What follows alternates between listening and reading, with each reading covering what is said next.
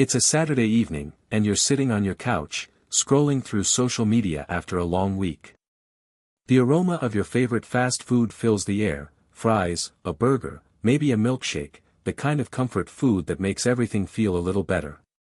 You've had it 100 times before, and it's exactly what you need to unwind. But what if I told you that this very food, the one you crave and rely on, might be doing more than just satisfying your hunger?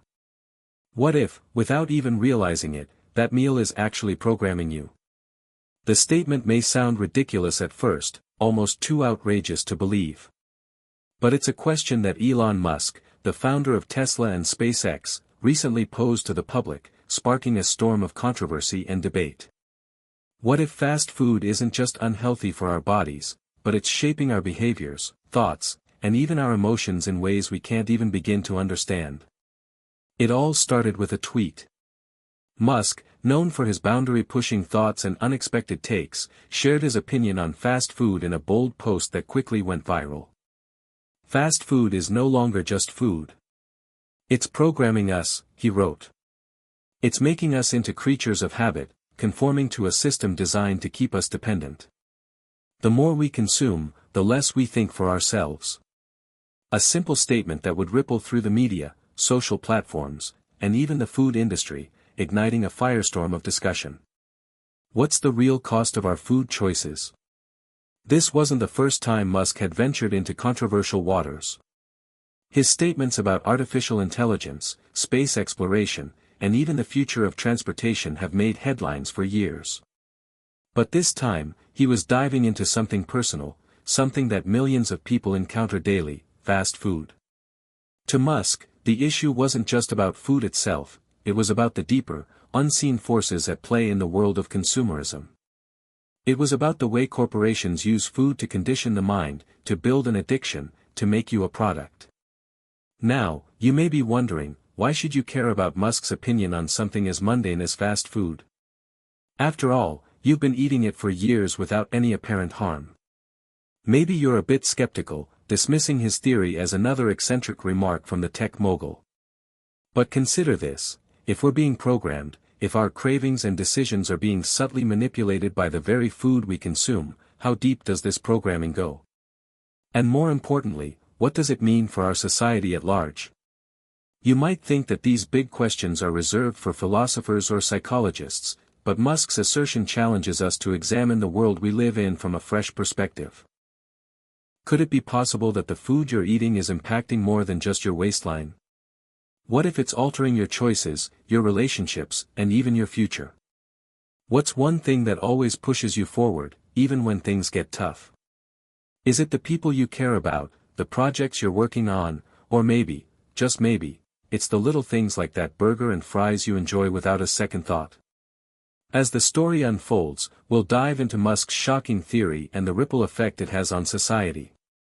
We'll explore how the fast food industry, with its deep pockets and powerful marketing strategies, has been able to shape our desires, our habits, and ultimately, our behavior in ways we never could have imagined. And we'll ask ourselves, what's the cost of this convenience? How much control are we really giving up for the sake of a quick meal? The conversation around Musk's comments is just beginning, and it's quickly becoming clear that the impact of fast food on our lives goes far beyond the drive-through window. What if the next time you reach for that burger, you're not just feeding your body, but feeding something far deeper? Musk's shocking claim is only the beginning of this story. A story about food, psychology, power, and the world we've created around us. As we explore the true influence of fast food, you may never look at your meal the same way again. Hit subscribe and leave a comment with where you're watching from. This story might just spark a new beginning. What's one thing that always pushes you forward, even when things get tough? Elon Musk wasn't always the enigmatic billionaire we know today. He didn't start out as a tech mogul with a hand in electric cars, rockets, and artificial intelligence. His journey began in Pretoria, South Africa, a place where his childhood was far from the glamorous life he would one day live.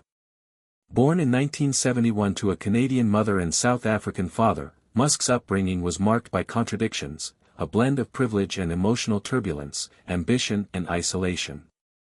From a young age, Musk's mind was wired differently. He wasn't the average child who could be entertained by the usual distractions. While other kids were out playing sports or socializing, Musk was buried in books, his head full of complex ideas and concepts. He had a particular fascination with computers and technology, teaching himself how to program when he was just 10 years old. By the time he was 12, Musk had already created his first video game, Blaster, a space-themed game that he sold for a modest $500. It was clear that he wasn't just a boy with a big imagination, he had an extraordinary capacity for invention. But while his intellectual pursuits blossomed, his social life was far more complicated. Musk often struggled with fitting in. At school, he was an outsider, bullied for being awkward and different. His sense of curiosity often made him the target of ridicule from his classmates, and he wasn't shy about his love for science and technology, which only set him further apart from his peers. The isolation he felt as a child would later fuel his drive to break free from conventional thinking, pushing him to challenge the status quo in everything he did. Elon's family life wasn't much easier. His father, Errol Musk, was a brilliant yet distant engineer with a sharp temper. Errol's coldness and high expectations left a mark on Elon, causing him to seek validation through his own achievements. His mother, May Musk, was a model and dietitian who worked tirelessly to support her family. Though supportive, May's focus on discipline and self-reliance would become a driving force behind Elon's own relentless pursuit of success. She taught him that in order to achieve greatness, one must work harder and smarter than everyone else. Musk's drive to succeed became even more apparent during his teenage years. After relocating to Canada with his mother, Musk enrolled at Queen's University before transferring to the University of Pennsylvania in the U.S. There, he earned degrees in both economics and physics, fields that would serve as the foundation for his future endeavors. But it wasn't just academics that drew Musk to the U.S., it was the culture of innovation, the world of Silicon Valley, and the possibility of being at the forefront of technological advancements. In the early days of his career, Musk was already thinking about revolutionizing industries. He co-founded Zip2, a software company designed to help newspapers build websites, which was sold for nearly $300 million. But this success was just the beginning. Musk's true ambition lay in reshaping the future itself. With the launch of PayPal, a platform that would eventually change the world of online payments, and his ventures into space and electric cars with SpaceX and Tesla, Musk began to carve out his place as a visionary, someone who didn't just want to make money but wanted to make history. Yet, as his wealth and influence grew, so did the pressure. Musk's life was no longer about simply finding success, it was about redefining what success meant. Every decision he made, every new venture he embarked on, was driven by the desire to push humanity forward, to challenge the limits of what was possible. But even with all of his achievements, Musk's personal life remained tumultuous. His relationships, marriages, and personal struggles often made headlines, but it was his unwavering commitment to his ideals that kept him moving forward. Through it all, Musk's unyielding belief in technology's power to change the world remained at the core of his identity. His vision wasn't just about building companies or products, it was about reshaping society itself. And it was this larger-than-life vision that led him to question the world's systems in ways that others would shy away from. He wasn't just concerned with electric cars or private space travel, Musk wanted to challenge every institution, every norm, every behavior that dictated how we live, think, and consume. When Musk made his shocking comments about fast food, it was a culmination of everything he had experienced and learned throughout his life. His time at the helm of some of the world's most disruptive companies had shown him how deeply ingrained habits, both good and bad, could shape the world around us.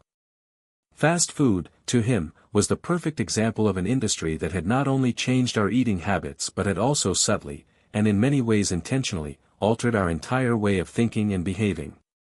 Musk had spent years in the tech industry, where data, algorithms, and user behavior were scrutinized and manipulated to optimize engagement. He knew firsthand how powerful marketing and psychological triggers could be in influencing people's actions.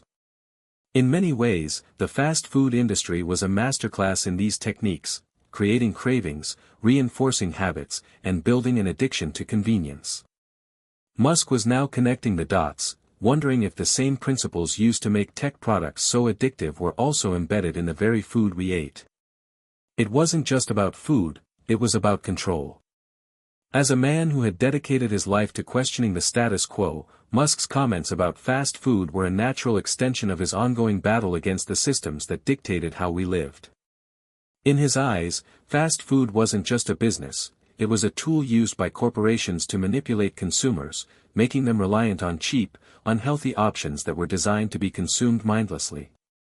The very nature of fast food, with its addictive flavors and marketing strategies, was a perfect example of how companies could influence and even dictate our behaviors without us ever realizing it.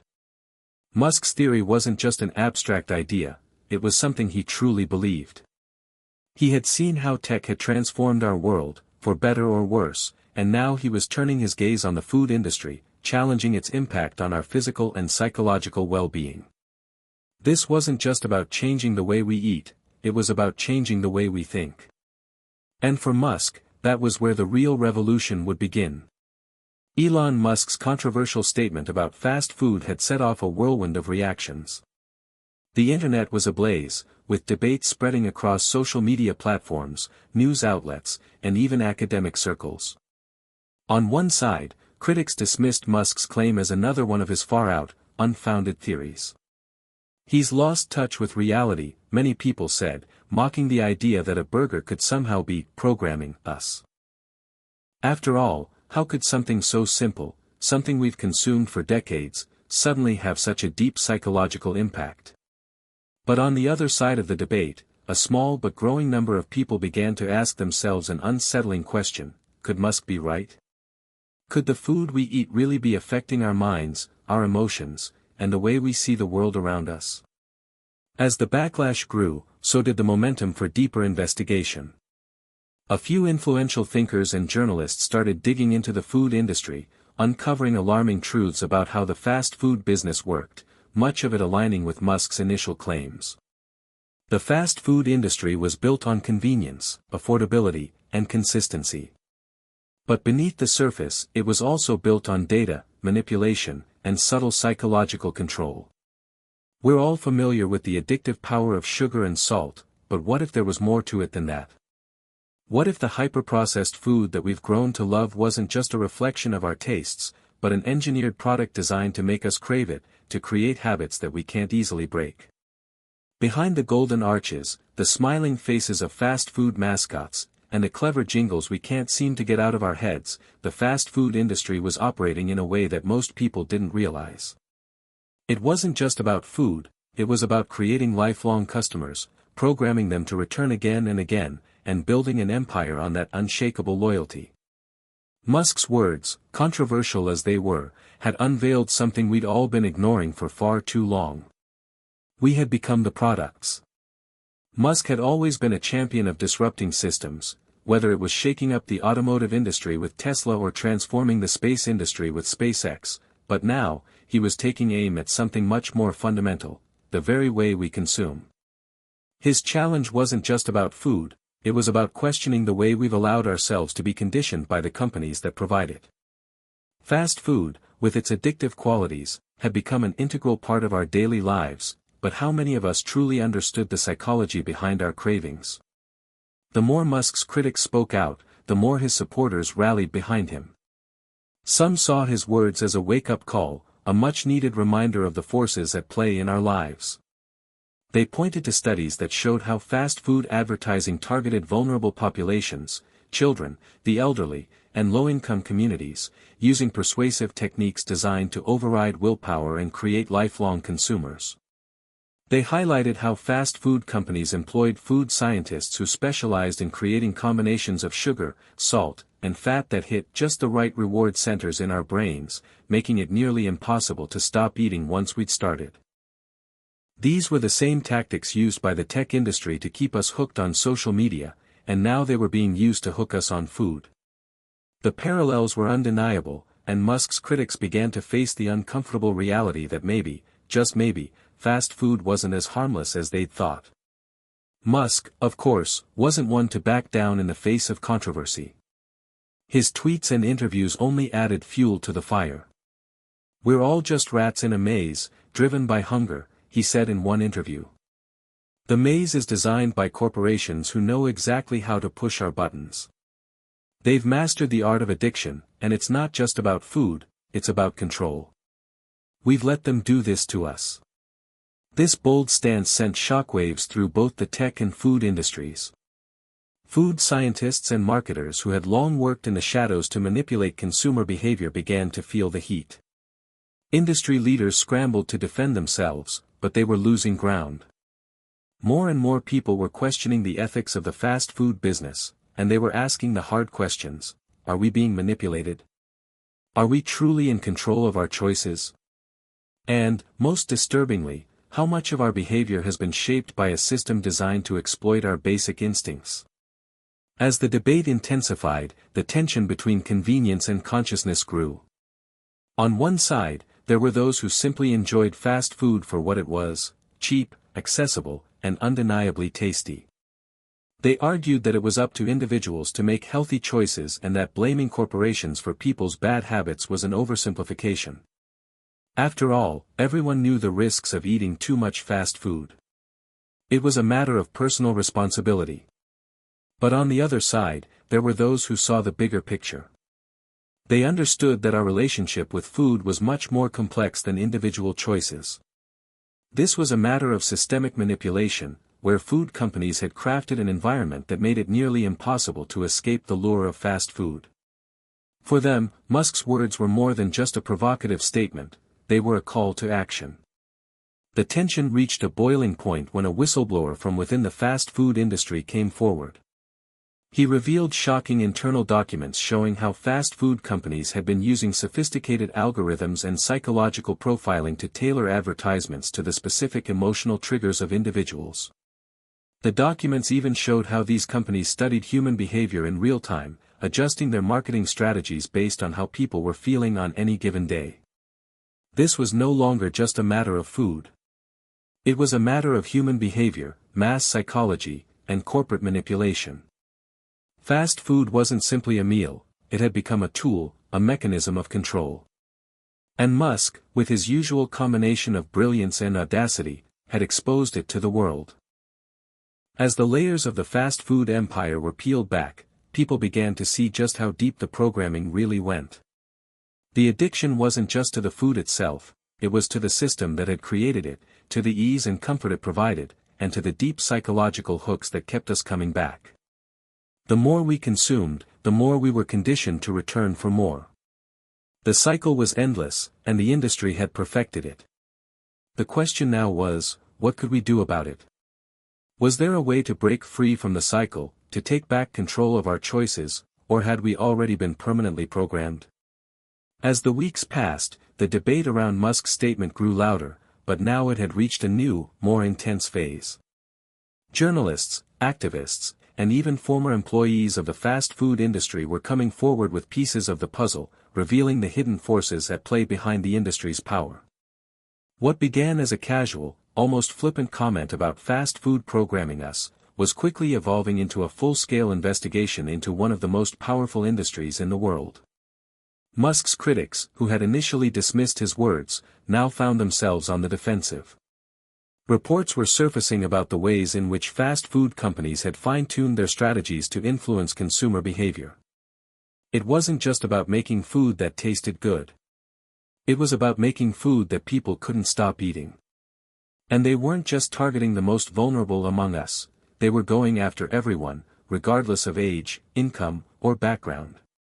Researchers began to expose how food scientists, hired by these corporations, had developed formulas for hyperpalatable foods, products that were specifically engineered to trigger the brain's reward system in ways that went far beyond simple hunger. The combination of sugar, salt, and fat created a chemical reaction in the brain that led to cravings, and ultimately addiction. But it wasn't just the ingredients, it was the way these companies used sophisticated data analysis to predict and manipulate our behavior, creating personalized experiences that pushed us to return again and again. At the heart of this investigation were the algorithms that powered the marketing machines behind the fast food giants. It was becoming clear that the entire system was designed with one goal in mind: to keep us coming back. These algorithms used data from our past purchases, our online behavior, and even our mood to predict exactly what we'd be craving at any given time. Fast food companies knew when you were stressed, when you were tired, when you were in need of comfort, and they knew just what to serve up to trigger a response. This new wave of revelation hit the public hard. Suddenly, everything we thought we knew about our food choices seemed up for question. Was that craving for fries just a natural desire for salty food? Or was it engineered, designed, and cultivated by forces far beyond our control? Was it possible that we had been, in a sense, brainwashed by the industry? But the most startling discovery came when a group of researchers uncovered something that many had long suspected but could never prove: the connection between fast food consumption and long-term psychological dependence. According to the research, the more we consumed fast food, the less capable we became of making mindful, deliberate food choices. Our brains, in a sense, were rewired to seek out the quickest, easiest source of pleasure, and fast food had become our default. It was then that Musk took his theory to the next level. In an exclusive interview with a leading news outlet, he made a bold statement that shocked even his most ardent supporters. "The system we're living in is much more dangerous than we realize," he said, his voice calm but forceful. "It's not just about food, it's about control. Fast food companies are no longer just serving us meals, they're shaping our lives. They're shaping our desires, our habits, and our very identities." The room went silent as Musk laid out his theory, linking the rise of fast food consumption with a broader trend in society, one that saw people becoming more passive, more reliant on external sources of comfort, and less able to make independent decisions. "Fast food isn't just feeding our bodies," he continued. "It's feeding our dependence. It's creating a world where we crave convenience and instant gratification, and we're willing to sacrifice everything for it, even our freedom to choose." As he spoke, it became clear that Musk was no longer just talking about fast food. He was talking about a larger pattern of behavior that had seeped into every aspect of modern life. The rise of social media, the way tech companies used data to manipulate our behavior, the constant bombardment of advertisements designed to create dependency, all of it was part of a larger, interconnected system that used our impulses against us. Fast food was just one piece of the puzzle. Musk's message was resonating with more people than ever before. A grassroots movement began to grow, with activists, health professionals, and concerned citizens banding together to challenge the dominance of the fast food industry. But this wasn't just about food anymore. This was about reclaiming autonomy over our choices. It was about breaking free from the chains of consumerism and the forces that had been subtly shaping our lives without our consent. Musk was now a rallying figure for this movement, but he was also a lightning rod for criticism. Many saw him as the voice of reason, exposing the uncomfortable truths about the systems we had come to rely on. Others, however, accused him of overreacting, of seeing conspiracies where none existed. They argued that food, like any other product, was simply a matter of choice, and that people were ultimately responsible for what they put in their bodies. But Musk wasn't backing down. He had always been one to challenge the status quo, to look deeper into the world around him and question everything. He was now doing the same thing with food, and in doing so, he had exposed a truth that many were unwilling to face. The fast food industry wasn't just feeding us, it was controlling us. And in a world where so much of our behavior was driven by unseen forces, the question now was, how could we break free? It was time for a change, Musk believed. A change in how we saw food. A change in how we approached our own autonomy. And perhaps, just perhaps, this awakening would be the first step in a much larger revolution, one that challenged not just the fast food industry, but the very systems of control that had crept into every corner of our lives. As the investigation into the fast food industry gained momentum, the public's reaction shifted from intrigue to concern, and then to outrage. Musk's statements, once dismissed as a provocation, were now seen in a new light. His words about fast food programming us had ignited a deeper conversation about personal autonomy, corporate influence, and the very fabric of modern society. People were no longer just talking about unhealthy eating habits, they were talking about something much bigger, their freedom to make choices. The emotional crescendo came one night, when Musk stood before a group of health experts, scientists, and activists during a live broadcast. What was meant to be another panel discussion turned into something far more powerful, an impassioned plea for societal change. The air was thick with anticipation as Musk took the stage, his usual calm demeanor now replaced with a raw, unfiltered urgency. "We are living in a time where our every decision is being influenced by external forces," Musk began, his voice steady but filled with emotion. "We think we are making choices, but in reality, we are being guided, manipulated, and coerced into thinking that these are our own decisions. This isn't just about fast food anymore. It's about the power these companies have over our lives." As he spoke, a wave of realization washed over the audience. The truth Musk was revealing wasn't just about food, it was about the insidious nature of consumerism that had infiltrated every aspect of life. From the food we ate, to the apps we scrolled, to the advertisements that never stopped bombarding us, the system was built to condition us to want more. More convenience. More pleasure. More instant gratification. Musk's words struck a deep chord. The emotional climax was upon them. Many in the audience had suspected something was wrong, but hearing Musk's call to arms made it undeniable. They had been living in a world where they weren't in control, where they were being subtly, but systematically, shaped by powerful corporate interests.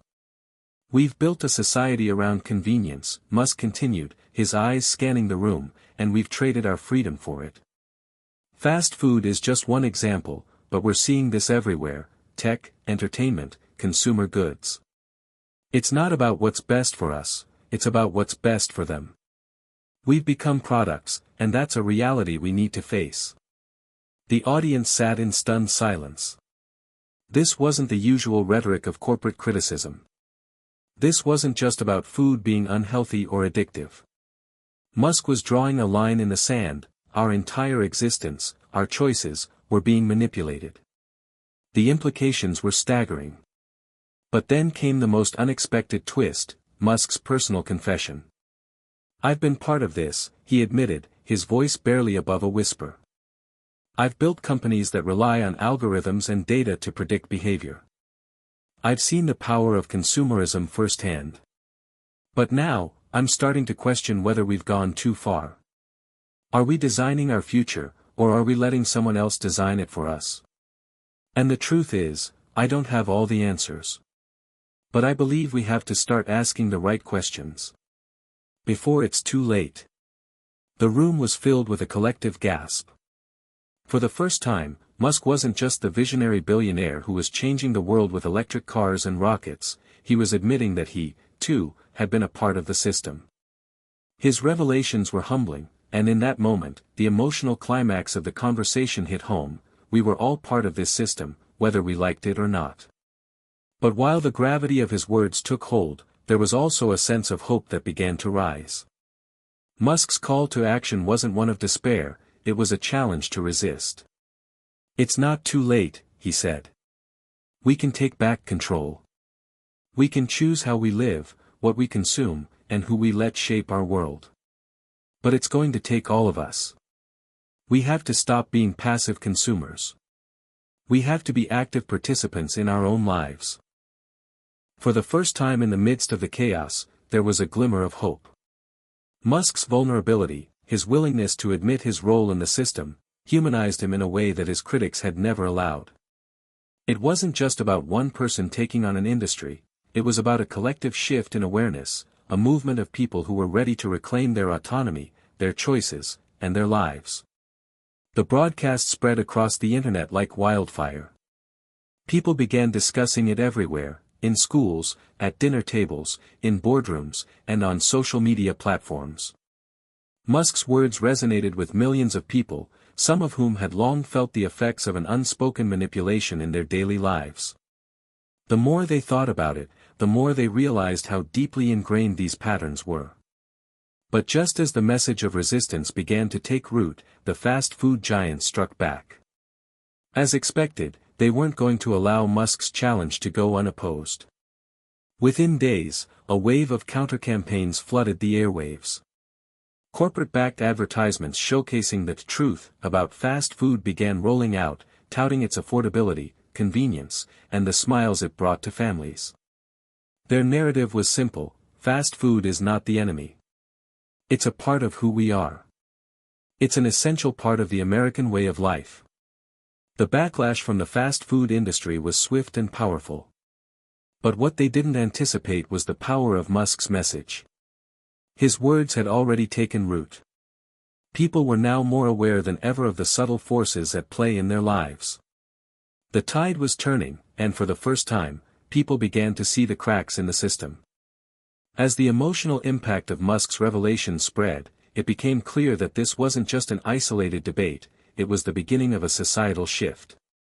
Whether they agreed with Musk or not, people were starting to see the need for change. The conversation had shifted from a theoretical discussion about food to a much larger discussion about autonomy, freedom, and choice. The battle lines had been drawn. Musk was now a figurehead in the fight against the unseen forces that had shaped modern society for decades. But the question remained: could people break free from the cycle of consumption and regain control over their lives? And if they did, what would that world look like? The tension in the air was palpable.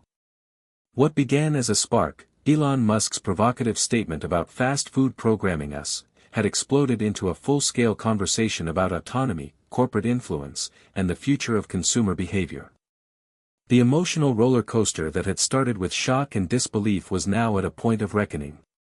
People were no longer just passively consuming information, they were actively grappling with the implications of Musk's challenge. For many, the journey toward understanding what Musk had revealed was a deeply personal one. They had watched as their lives were shaped by convenience, advertisements, and an ever-growing reliance on technology and consumerism. The fast food debate was no longer just about burgers and fries, it was a mirror reflecting back at them the choices they had made, often without fully understanding the forces behind those decisions. But now, as the dust settled, people were beginning to take action. The shift wasn't immediate. Change, especially on such a systemic level, took time. But the awareness that Musk had sparked was undeniable. Local communities started to question the prevalence of fast food chains in their neighborhoods. Schools began to push back against junk food ads targeting children, and families started to make healthier, more informed food choices.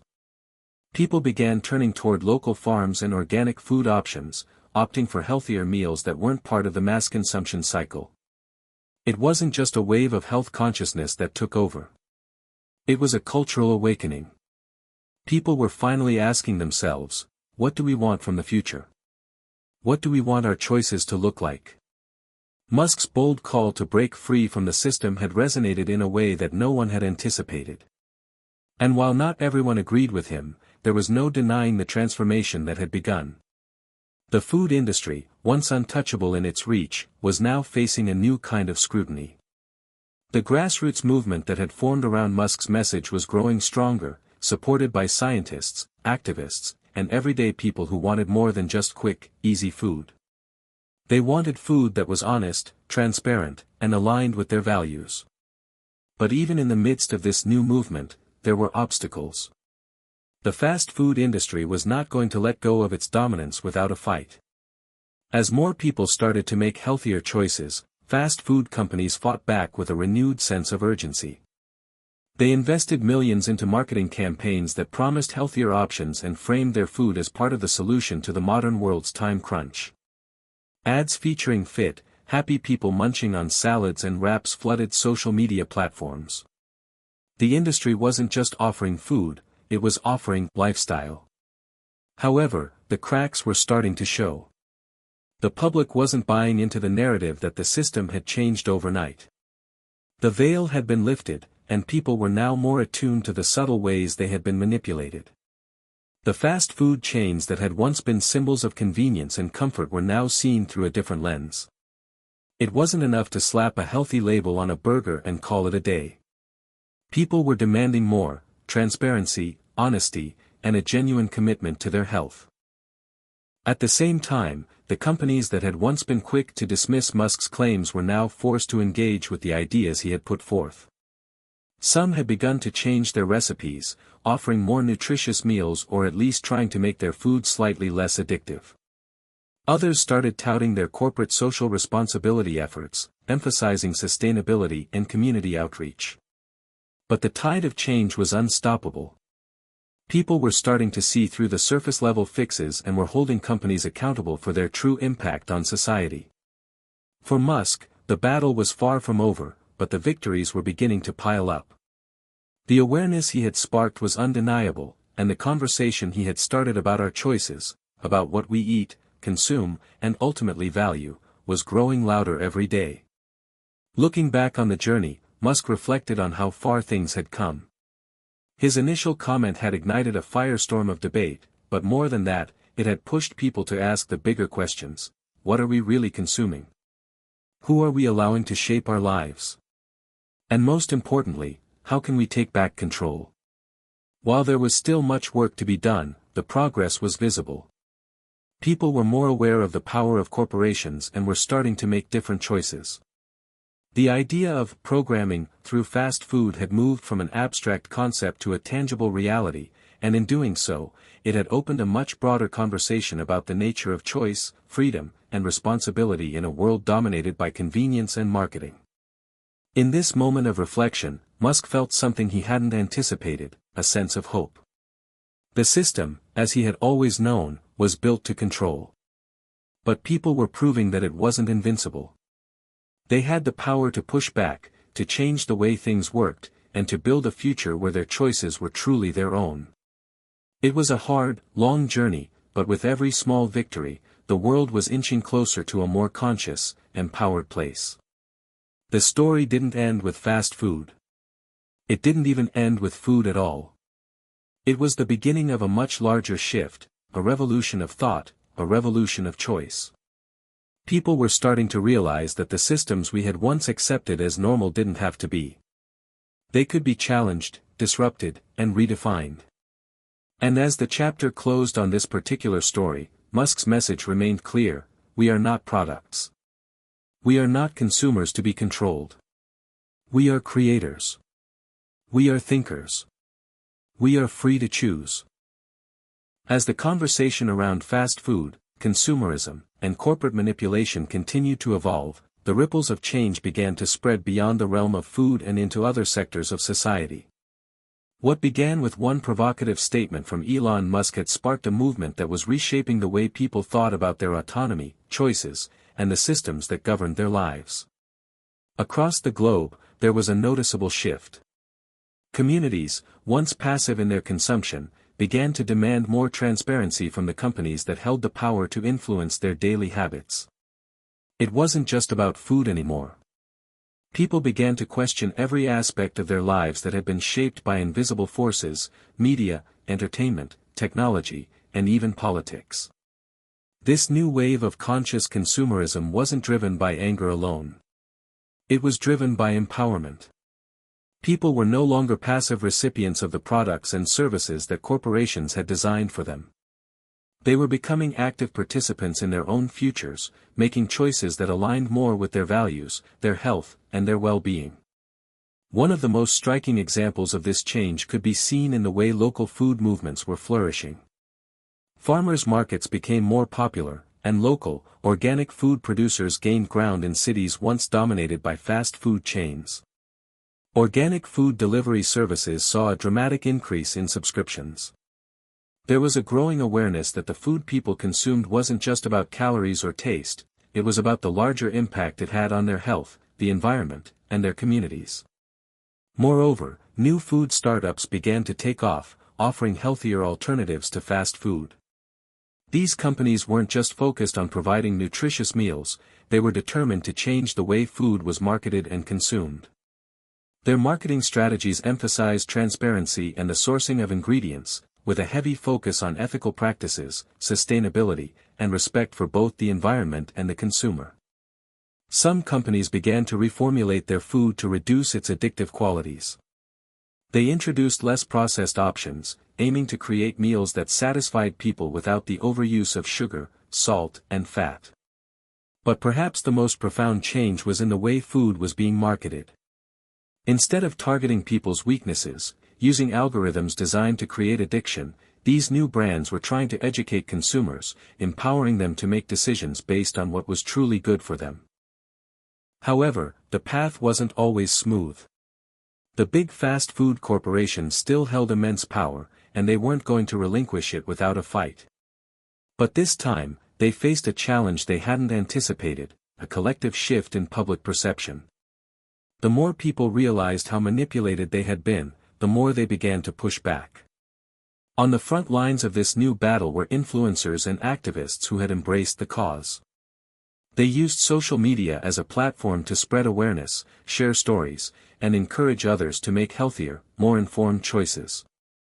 One of the most inspiring movements to come from this shift was the Conscious Consumption campaign, which advocated for mindfulness in every purchase, whether it was food, clothing, or technology.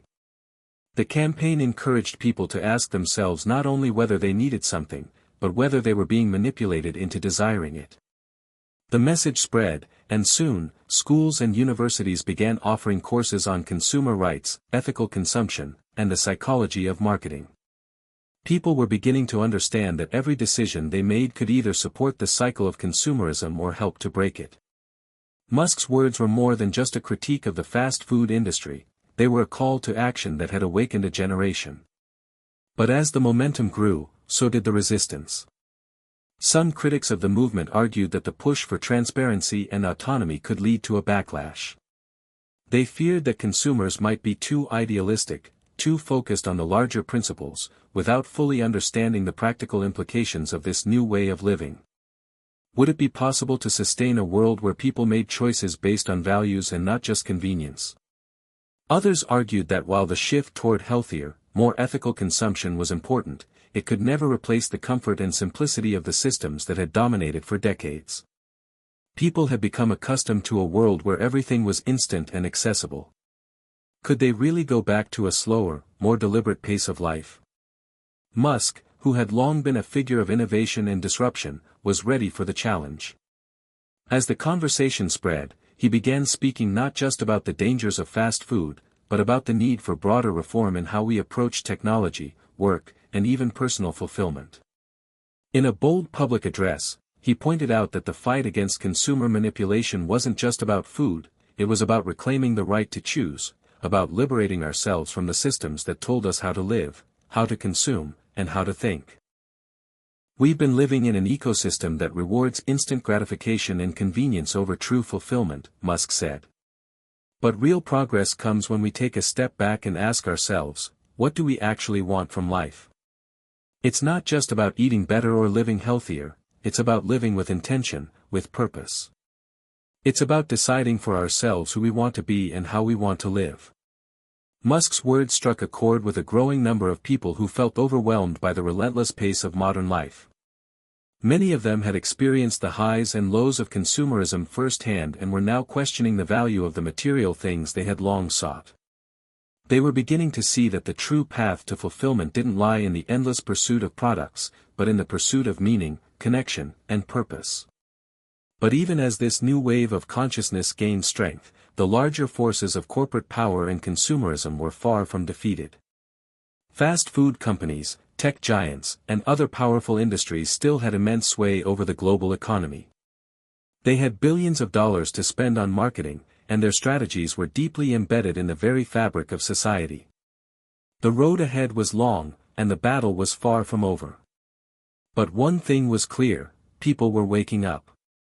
They were beginning to see the systems that had shaped their lives for so long and were determined to challenge them. The question was no longer whether change would come, it was when. In the end, the movement sparked by Musk's words was more than just about fast food. It was about the power of choice, the need for transparency, and the importance of living a life that wasn't dictated by external forces. It was about reclaiming autonomy, one meal, one decision, one person at a time.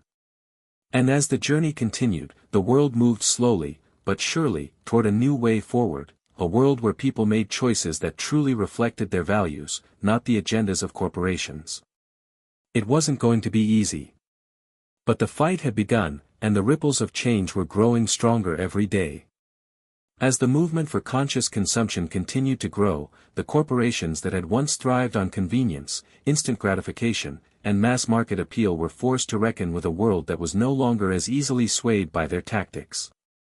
What had begun as a ripple, a few influential voices questioning the influence of fast food and consumer manipulation, had now transformed into a tidal wave.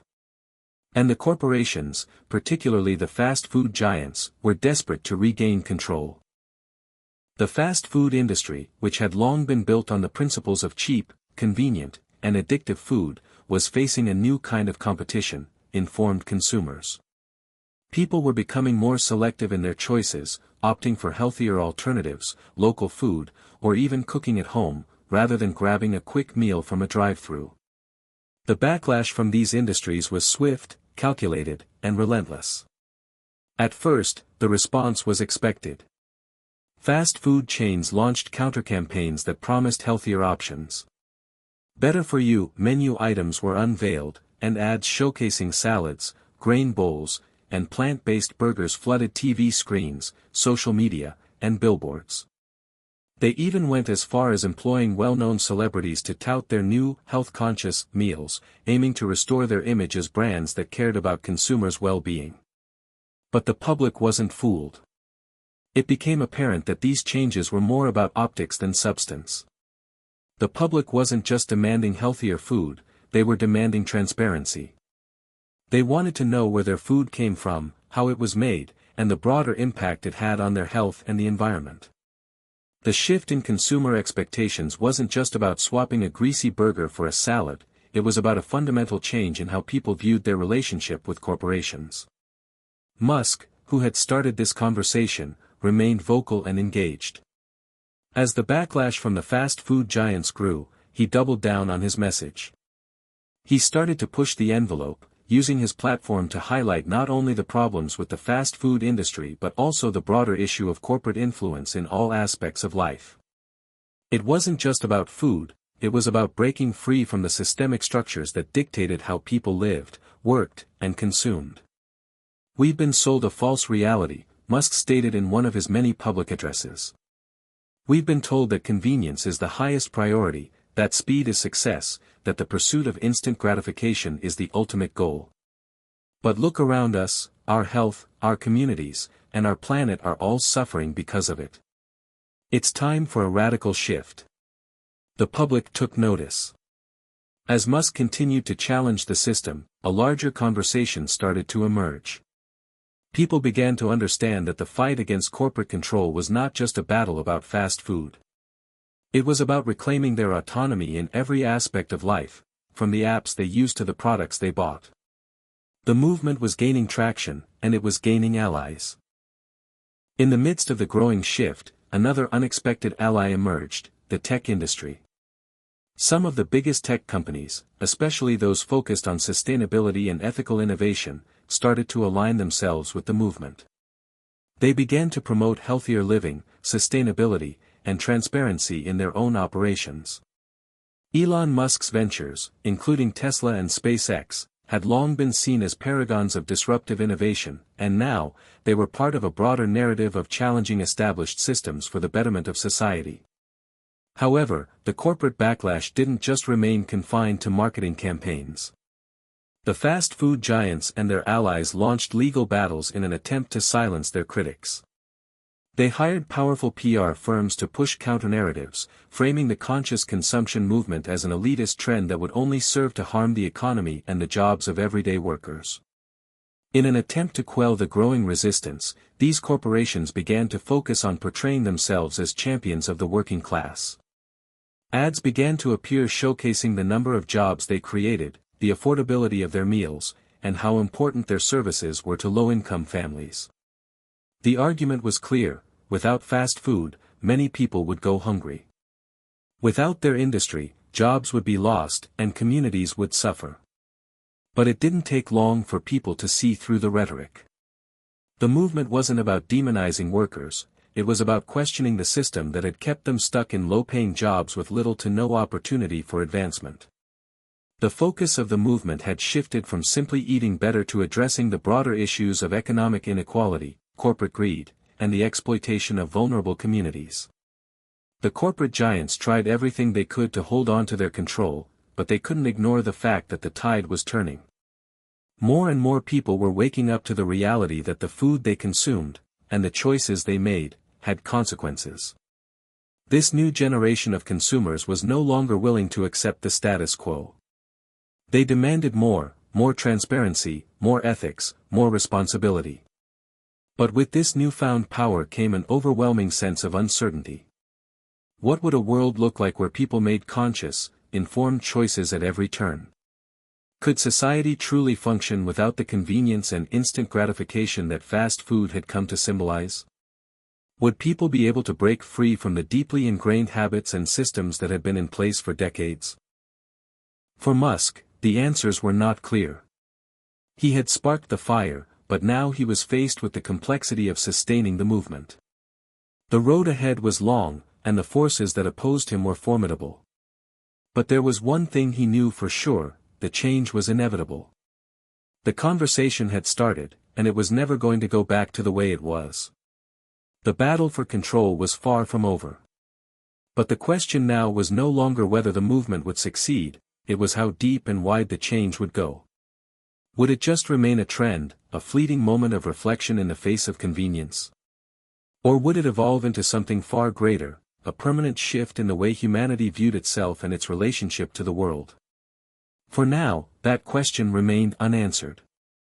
But one thing was clear: the fight for autonomy, for choice, for freedom, had only just begun. As the corporate backlash against the conscious consumption movement continued to intensify, something unexpected began to happen. People, long accustomed to the convenience of the fast food world, were starting to realize that true change wasn't going to come from a single reform or a quick fix. It wasn't going to happen because companies slapped a healthier label on their meals or because the conversation briefly shifted toward sustainability. It was going to require a fundamental shift in how people lived, worked, and consumed. In this new world, convenience and instant gratification would no longer be the driving forces of society. Instead, a new kind of paradigm began to take shape, one where the value of time, health, and connection took precedence over the ease of consumption. People were beginning to see that fast food and convenience weren't the answers to their problems, they were the symptoms of a much larger issue: a disconnection from the choices that truly mattered. This was the crux of the movement's evolution. It was no longer enough to simply challenge the fast food industry or call out their deceptive practices. The conversation had to shift from what we were consuming to how we were living. It wasn't just about choosing healthier food, it was about understanding that our entire relationship with consumerism had become broken, and it needed to be reimagined from the ground up. As a result, a new wave of innovation began to emerge. Entrepreneurs, activists, and creators came together to forge a new world, one that was driven by ethical practices, sustainability, and conscious decision-making. These pioneers were less focused on fighting the old systems and more focused on building new ones, systems that weren't based on profit margins but on the collective good. Communities around the world started to explore alternative ways of living, choosing not just to be mindful about what they ate but about how they worked, how they interacted with the environment, and how they treated each other. People began to ask questions like, what does a healthy society look like? What are the things we truly need to feel fulfilled, and how can we build a world that meets those needs without compromising the planet or our well-being? One of the most significant changes came from the education sector. Universities and schools, once driven by the desire to produce workers for corporate giants, began to refocus their curricula. Courses on sustainability, conscious consumerism, and ethical entrepreneurship became more mainstream. Students weren't just being taught how to be successful in a traditional corporate sense, they were being taught how to be leaders in a new kind of economy, one that wasn't just about making money but about making a positive impact on the world. This shift wasn't only happening in urban centers. Rural communities, often left out of larger conversations about sustainability and consumerism, began to take the lead in redefining what it meant to live ethically. People turned to permaculture, local food production, and small-scale farming, not only to reclaim their food sovereignty but to create a sustainable model for living that could be replicated around the world. Musk's own ventures, especially Tesla and SpaceX, became emblematic of this new direction. He had long championed technology's role in revolutionizing industries, but now he was focusing on technologies that could be used to heal the world, not just exploit it. Tesla's innovations in electric vehicles had already begun to transform the car industry, but now Musk and his team were working on broader solutions to energy production and consumption. Solar power, sustainable architecture, and renewable energy sources became part of Musk's larger vision of a world that wasn't dependent on extraction and depletion. However, as this new way of thinking began to permeate through society, the old guard of corporate power wasn't going to let go easily. Fast food chains and their allies in the broader consumer goods industry fought back with renewed vigor. They doubled down on the idea that mass production, low prices, and convenience were the only way to ensure food security and affordable access to goods. They tried to frame the conscious consumption movement as an elitist trend, something that only the wealthy and privileged could afford. The public response was swift and sharp. People rejected the narrative that health, sustainability, and ethics were luxuries. The very core of the movement was about reclaiming the right to make choices that aligned with one's values, not about how much money one could spend. It was about empowerment, about demanding systems that were not only sustainable but equitable. Musk, ever the provocateur, pushed the boundaries even further. He began to talk more openly about a future where the very concept of work itself would change. If technology could disrupt the food industry, could it also disrupt the way we think about labor? What if, in a future built on automation and artificial intelligence, people didn't have to work just to survive? What if everyone had the opportunity to live a life centered on fulfillment, creativity, and meaningful connections, rather than being driven by the need to make money to buy the things they were told they needed? This vision of the future, while radical, began to gain traction. People were beginning to ask the kinds of questions they had once dismissed. What is the purpose of work? What would a society look like if we didn't rely on corporate structures and industries that profit off our labor and desires? While Musk's vision was grand, it was also rooted in practical change. He spoke about transitioning to a future where not only food, but education, healthcare, and the economy itself were centered on the well-being of all people, not just the wealthy elite. For him, the key was to use innovation to break free from old systems that were no longer working for the majority of people. It was in this climate of radical rethinking that new solutions began to emerge. Alternative currencies, decentralized technologies, and social enterprises began to rise, challenging the very foundations of the global economy. People were using these new tools to create communities based on mutual aid, where resources were shared rather than hoarded, and where success was measured by collective well-being, not individual profit. Yet, even as hope was building, there were still many obstacles in the way. Political resistance, entrenched corporate interests, and the sheer momentum of global capitalism made it clear that change wasn't going to come easily. But the movement that Musk had sparked was growing stronger every day. It wasn't just about food anymore, it was about reshaping the very fabric of society. The paradigm was shifting, and while the future was still uncertain, one thing was clear: the dream of a world built on transparency, sustainability, and conscious living was no longer just a possibility, it was becoming an undeniable reality.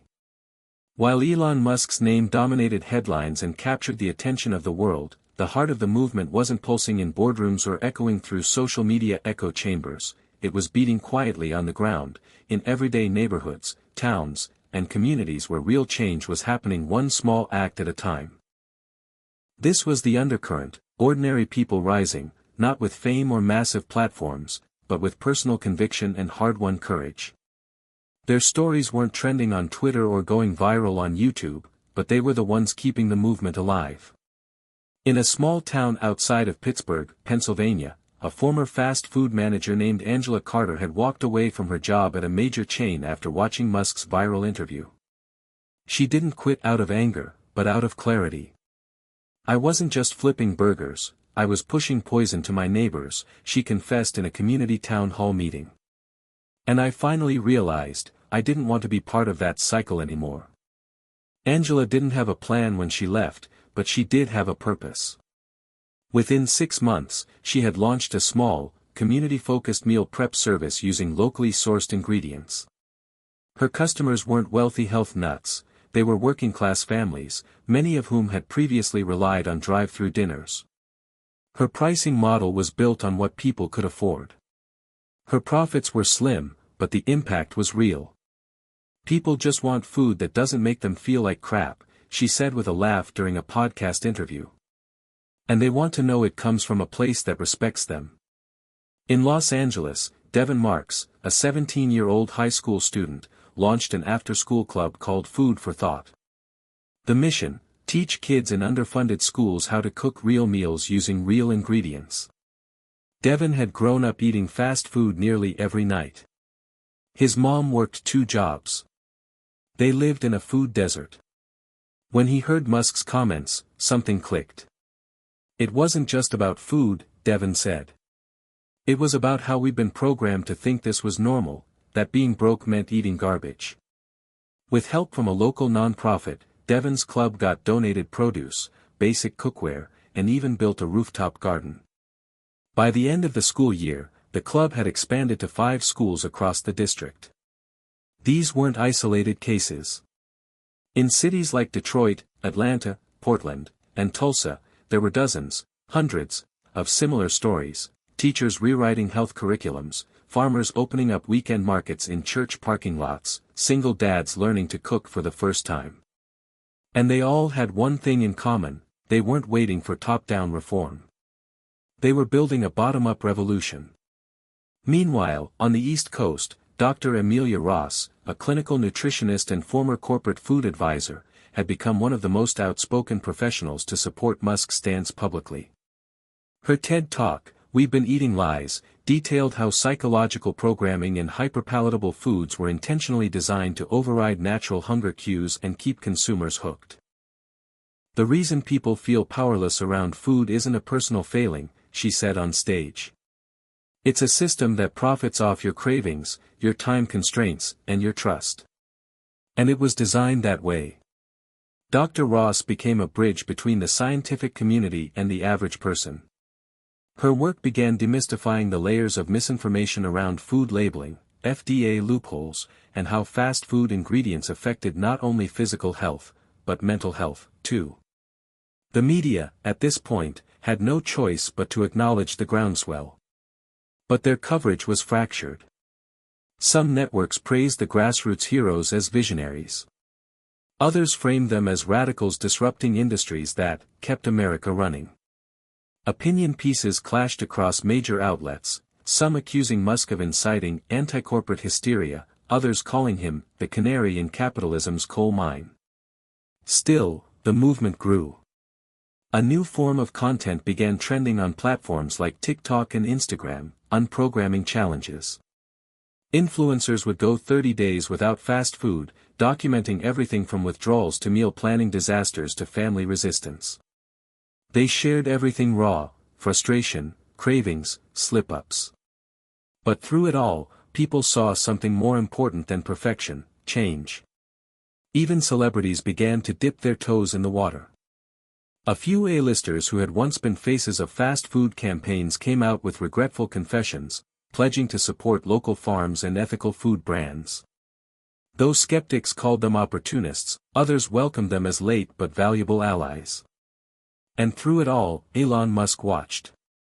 He rarely commented directly on the grassroots aspect of the movement, choosing instead to keep pushing macro-level conversations: automation, sustainability, government reform. But when asked by a journalist about the people making real change without any power or resources, Musk simply said, "That's where the real revolution is. Not in headlines, not in corporations. It's in people saying, no more." Still, not everything was moving forward smoothly. Some communities, particularly those deeply entrenched in generational poverty or reliant on fast food industry jobs, found the shift more threatening than inspiring. In Mississippi, a proposed ordinance to limit the expansion of fast food chains near schools was met with fierce backlash from both citizens and franchise owners. For many, these companies weren't just employers, they were symbols of upward mobility. The contradiction was clear: fast food had fed millions and employed millions. It had become a cornerstone of American life. But at what cost? And now, for the first time, that question wasn't just whispered in wellness circles, it was being asked across kitchen tables, classrooms, and city councils. The ground was shifting, and those who once felt invisible were becoming the movement's heartbeat. "We didn't need permission," Angela Carter would later say in an interview. "We just needed to believe that we weren't crazy for wanting something better." Hit subscribe and leave a comment with where you're watching from. This story might just spark a new beginning. What's one thing that always pushes you forward, even when things get tough? By the time the movement had spread from viral video to street-level change, Silicon Valley had taken notice. The very industry that helped create the addictive algorithms and behavioral engineering Musk had criticized was now looking to redeem itself, or at least pivot with the trend. Big tech had entered the kitchen. At first, the public was skeptical. Could the same minds behind social media dopamine loops and targeted ads really be trusted to fix a problem they arguably helped create? But as Elon Musk continued to challenge conventional systems, from transportation to energy, he also hinted at something bigger brewing behind closed doors. Then it dropped. That was the name of the prototype that sent the internet into a tailspin. Developed by a team of Tesla's neural engineers and nutrition scientists, NeuroFork wasn't just a utensil, it was a smart tool designed to help people break free from food manipulation. A sleek, matte black device equipped with biometric sensors, it tracked stress levels, satiety signals, and even mild changes in taste response. In essence, it helped people listen to their bodies again, something many had forgotten how to do. The idea was radical: if food had been programmed to override your senses, why not use tech to override that programming? "We're not trying to replace willpower," Musk said in a live-streamed launch. "We're trying to amplify awareness. Your body already knows what it needs. This just gives it a louder voice." The fork connected to an app that offered feedback, not calorie counts, but real-time data about how different foods affected the user's nervous system, energy, and mood. It wasn't perfect. Early adopters complained about glitches, connectivity issues, and the occasional embarrassment of having their fork vibrate in public when they hit the third fried chicken tender. But despite the bugs, something about it resonated. Musk wasn't the only one thinking this way. Dozens of startups had already begun developing food tech solutions. AI nutrition coaches that adapted meal plans daily based on hormone levels, gut data, and even sleep quality. Augmented reality grocery experiences, where shoppers could scan food and instantly learn its environmental impact. Personalized microbiome kits that didn't just offer vague suggestions but created shopping lists tailored to your unique gut health. And perhaps the most controversial, Mood Bites, a line of mood-targeted smart snacks that claim to ease anxiety, reduce cravings, or enhance focus through natural adaptogens and AI dosing. The concept of food as software was born. But not everyone was buying into it, literally or ideologically. Critics warned that this was just the same manipulation in a sleeker suit. They questioned whether trading one form of control, addictive food, for another, surveillance-based nutrition, was progress or just a more palatable form of programming. "We're still outsourcing our instincts," Dr. Amelia Ross said in an interview. "Just because it's wrapped in data doesn't make it liberating." And she had a point. Many people in lower-income communities couldn't afford these gadgets or subscriptions. While NeuroFork and AI meal planners made headlines, Angela Carter was still boiling beans in bulk for her customers in Pittsburgh. The tech revolution was exciting, but only if it didn't widen the gap between those who could afford to opt out of fast food culture and those who still depended on it. Musk acknowledged this growing concern. In a rare public Q&A on Reddit, he responded directly to a question about elitism in the food tech movement. "Technology isn't the solution. It's the bridge. The goal isn't to make everyone use a smart fork. The goal is to make awareness so universal that eventually, you don't need one. And behind the scenes, something unexpected was happening. Tech companies that had previously built their empires on engagement and consumption were now funding projects in regenerative agriculture, food literacy, and community gardens. Some called it guilt money. Others called it a sign that the culture in Silicon Valley was starting to crack open. The smartest minds in the room were beginning to realize that disruption wasn't just a buzzword. It was a responsibility. At Stanford and MIT, new research hubs popped up dedicated to deprogramming food systems. Their mission? Reverse engineer the psychological hooks baked into processed food, and help create a future where the average consumer could actually make a free choice, unclouded by addiction or manipulation. Meanwhile, in Austin, a former Google engineer named Maya Lopez launched Forked Path, an open-source platform that allowed users to input their favorite fast food meals and get personalized, home-cooked versions that tasted similar but without the engineered chemistry. Her project exploded on GitHub, spawning a worldwide community of DIY food hackers. People thought tech would make us more dependent, Maya said. But what if it just gave us the tools to opt out? Still, the tech space wasn't free of hypocrisy. Several of the major investors in food tech startups had deep ties to the very corporations being criticized. Fast food giants began quietly acquiring small, health-forward brands, rebranding them as independent ventures. The same manipulation tactics were still at play, just dressed in cleaner fonts and biodegradable packaging. In response, activists coined a new term, greenwashed consumption. The movement had to evolve again. It wasn't enough to ask what people were eating. The question had now become, who profits when you eat it? By the end of the year, a new ecosystem was taking shape. People were using technology not to escape into a digital food fantasy, but to reconnect with something very analog, cooking, community, choice. A teenager in Atlanta was learning to code meal apps while helping his grandma pickle vegetables. A retired Navy vet in Kansas was teaching food literacy through VR simulations at the local library. And in a refugee camp in Greece, volunteers used 3D printed solar cookers to prepare traditional meals with zero carbon output. All of it whispered the same idea: the future of food isn't fast. It's intentional. It didn't happen with a breaking news alert. There wasn't a protest that went viral, or a single speech that changed everything. It started quietly, like the final grain of sand on a scale that had been waiting to tip. In March of that year, in a small suburb outside of Denver, a single mom named Keisha Lambert posted a TikTok from her kitchen.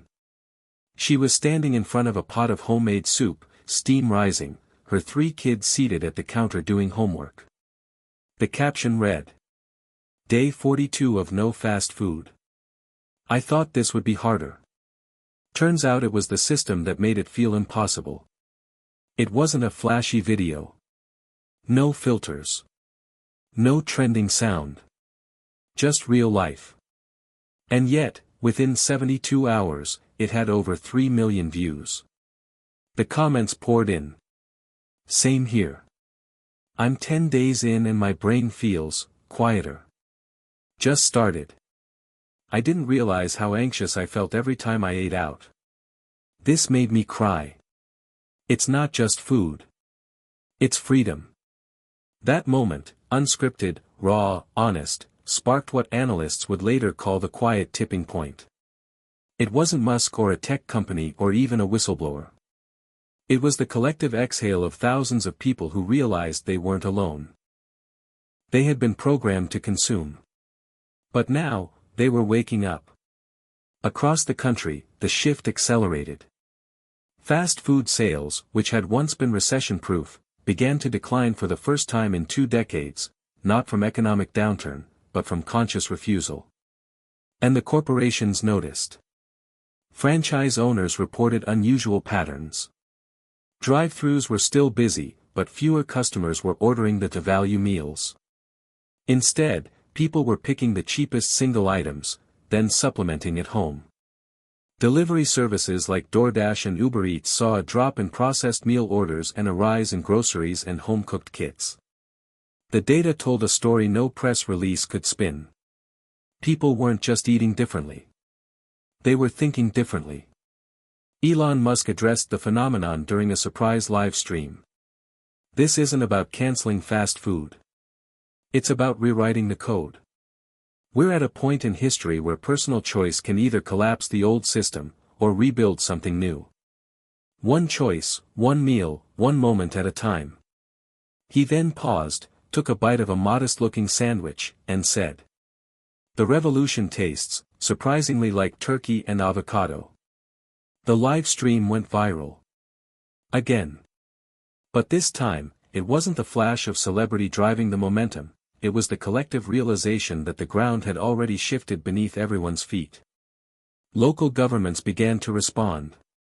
In Seattle, a pilot program was launched to support community kitchens that offered free classes on nutrition and cooking with low-cost ingredients. In New York City, public schools replaced their processed lunch contracts with partnerships from local urban farms. In Austin, municipal leaders installed edible gardens in every public park. None of this happened overnight.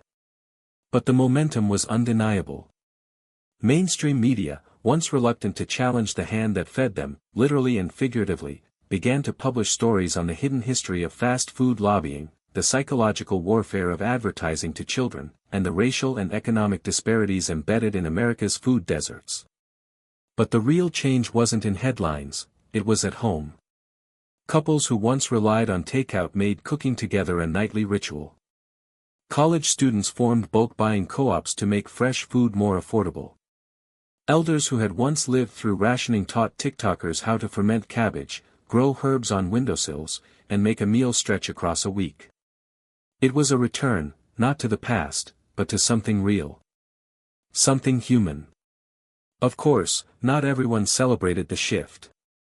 Executives from the largest food conglomerates issued warnings that these anti-fast food sentiments threaten jobs, economic growth, and even national security.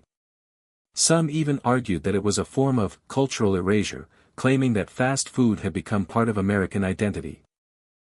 But for the people, the question had become simpler. What kind of identity do we want to live inside of? A culture of addiction, shortcuts, and manipulation? Or a culture of care, connection, and conscious choice? Musk had lit the match. Tech had added the fuel. But it was people like Angela, Devin, Keisha, and millions of others, who had turned it into a fire. That fire burned quietly at first. But now, it was catching. By the end of the year, the phrase, conscious consumption, wasn't just a hashtag. It was a movement. A mindset. A way of life. And every time someone chose to cook a meal at home, share food with a neighbor, or read the ingredients on a label and walk away, they were voting. Not with dollars, but with awareness. This was the moment the scale tipped. Not with a bang. But with a bite. If the quiet revolution had begun with a fork, the backlash came with a gavel, a press release, and a multi-million-dollar advertising campaign. The food conglomerates weren't going down without a fight. For decades, fast food had enjoyed an untouchable status in American culture, cheap, convenient, patriotic even. It was the great equalizer, whether you were a construction worker, a single parent, a college kid, or a CEO, you could roll through a drive-thru and get your fix. But now, the game was changing. Elon Musk's comments, once dismissed as eccentric billionaire ramblings, were now being cited in legislation, discussed in classrooms, and used as mission statements by local community projects. Fast food's grip was slipping, and with it, billions in profits. So the industry mobilized. The first move was subtle but strategic. A wave of emotionally charged ads began flooding TV, YouTube, and social media platforms. The narrative was crystal clear. Fast food is freedom. Fast food is family. Fast food is America. Cue scenes of dads handing burgers to their kids on fishing trips, teens bonding over fries after school, and working moms grabbing dinner after a 12-hour shift, each one ending with a tagline like, "Don't let anyone shame your choices." It was brilliant. And insidious. The ads didn't directly attack Musk or the movement. Instead, they reframed the entire discussion around shame. They made it feel like choosing fast food wasn't a corporate-influenced decision, it was a deeply personal one. And anyone who questioned it? They were elitists. Bullies. Out of touch. While the ads worked the public, the industry took the gloves off in Washington. Lobbyists poured millions into anti-regulation efforts. Bills that proposed clearer labeling of artificial additives, limits on advertising to children, or zoning restrictions near schools were quietly smothered before reaching committee. In several states, lobbyists pushed for laws banning municipalities from limiting the number of fast food establishments in low-income areas. The justification? Economic freedom. Even more alarming, proposed tax incentives for grocery stores and fresh food markets in food deserts were blocked by coalitions funded by, you guessed it, the fast food industry. Behind the scenes, whistleblowers revealed that major chains were creating shadow startups, shell companies that launched healthy, fast food alternatives to compete with the conscious consumption movement. These faux grassroots brands used clean branding, eco-friendly messaging, and influencer marketing, but were ultimately controlled by the same corporate parents. Then, the attacks got personal. Angela Carter, the former fast food manager turned community meal prep hero, found herself the target of a coordinated online harassment campaign. False Yelp reviews, doxing, even anonymous emails warning her to stop spreading lies. It escalated until someone threw a brick through her front window. "I knew they were watching," she said later. "But I didn't expect them to be scared." Dr. Amelia Ross received a cease and desist letter from a food lobbying group after a televised interview in which she stated certain fast food items were neurologically addictive by design. The letter claimed her comments were reckless and scientifically unproven, despite her published research. Even Devin Marks, the teenage founder of Food for Thought, faced pressure. His school received a surprise visit from a district representative questioning whether the club was politicizing food choices. Devin was told to tone it down. The resistance was real. And it was powerful. But it wasn't enough to stop the wave. Musk remained relatively quiet during the height of the backlash. Until one night, he tweeted a simple message. "If they need this much power to silence a sandwich, imagine how much power they've had all along." The tweet went viral. That same week, he did a surprise live stream, this time not in a Tesla lab or on a SpaceX launch pad, but from a small kitchen in South LA, standing beside a local chef and community organizer, Monica Reyes, who had turned an abandoned building into a neighborhood food co-op. "I'm not here to be the face of anything," Musk said. "But if the system fears people cooking their own food, growing their own food, and sharing their own food, maybe we're not the crazy ones." It was his most grounded moment yet, and perhaps the most impactful. The video was shared across platforms with the hashtag #FeedingOurselvesIsFreedom. The resistance awakens something else. Ironically, the aggressive pushback only galvanized the movement further. People were waking up to the fact that it wasn't just about health or taste, it was about control. And that's when things really started to get interesting. Lawyers, nutritionists, teachers, and even former fast food employees began forming alliances. They weren't just organizing rallies or campaigns. They were drafting legislation, launching educational platforms, and helping communities transition away from food dependency. A leaked memo from a major food conglomerate revealed the panic inside. "This is no longer a trend. This is a disruption model with long-term consequences for our market share." In other words, they knew. They had built an empire on convenience, speed, and addiction. But the people, armed with knowledge, technology, and community, were starting to see behind the curtain. And they wanted out. It wasn't a war in the traditional sense. There were no battalions, no bullets. But make no mistake, America was split. On one side, the awakened.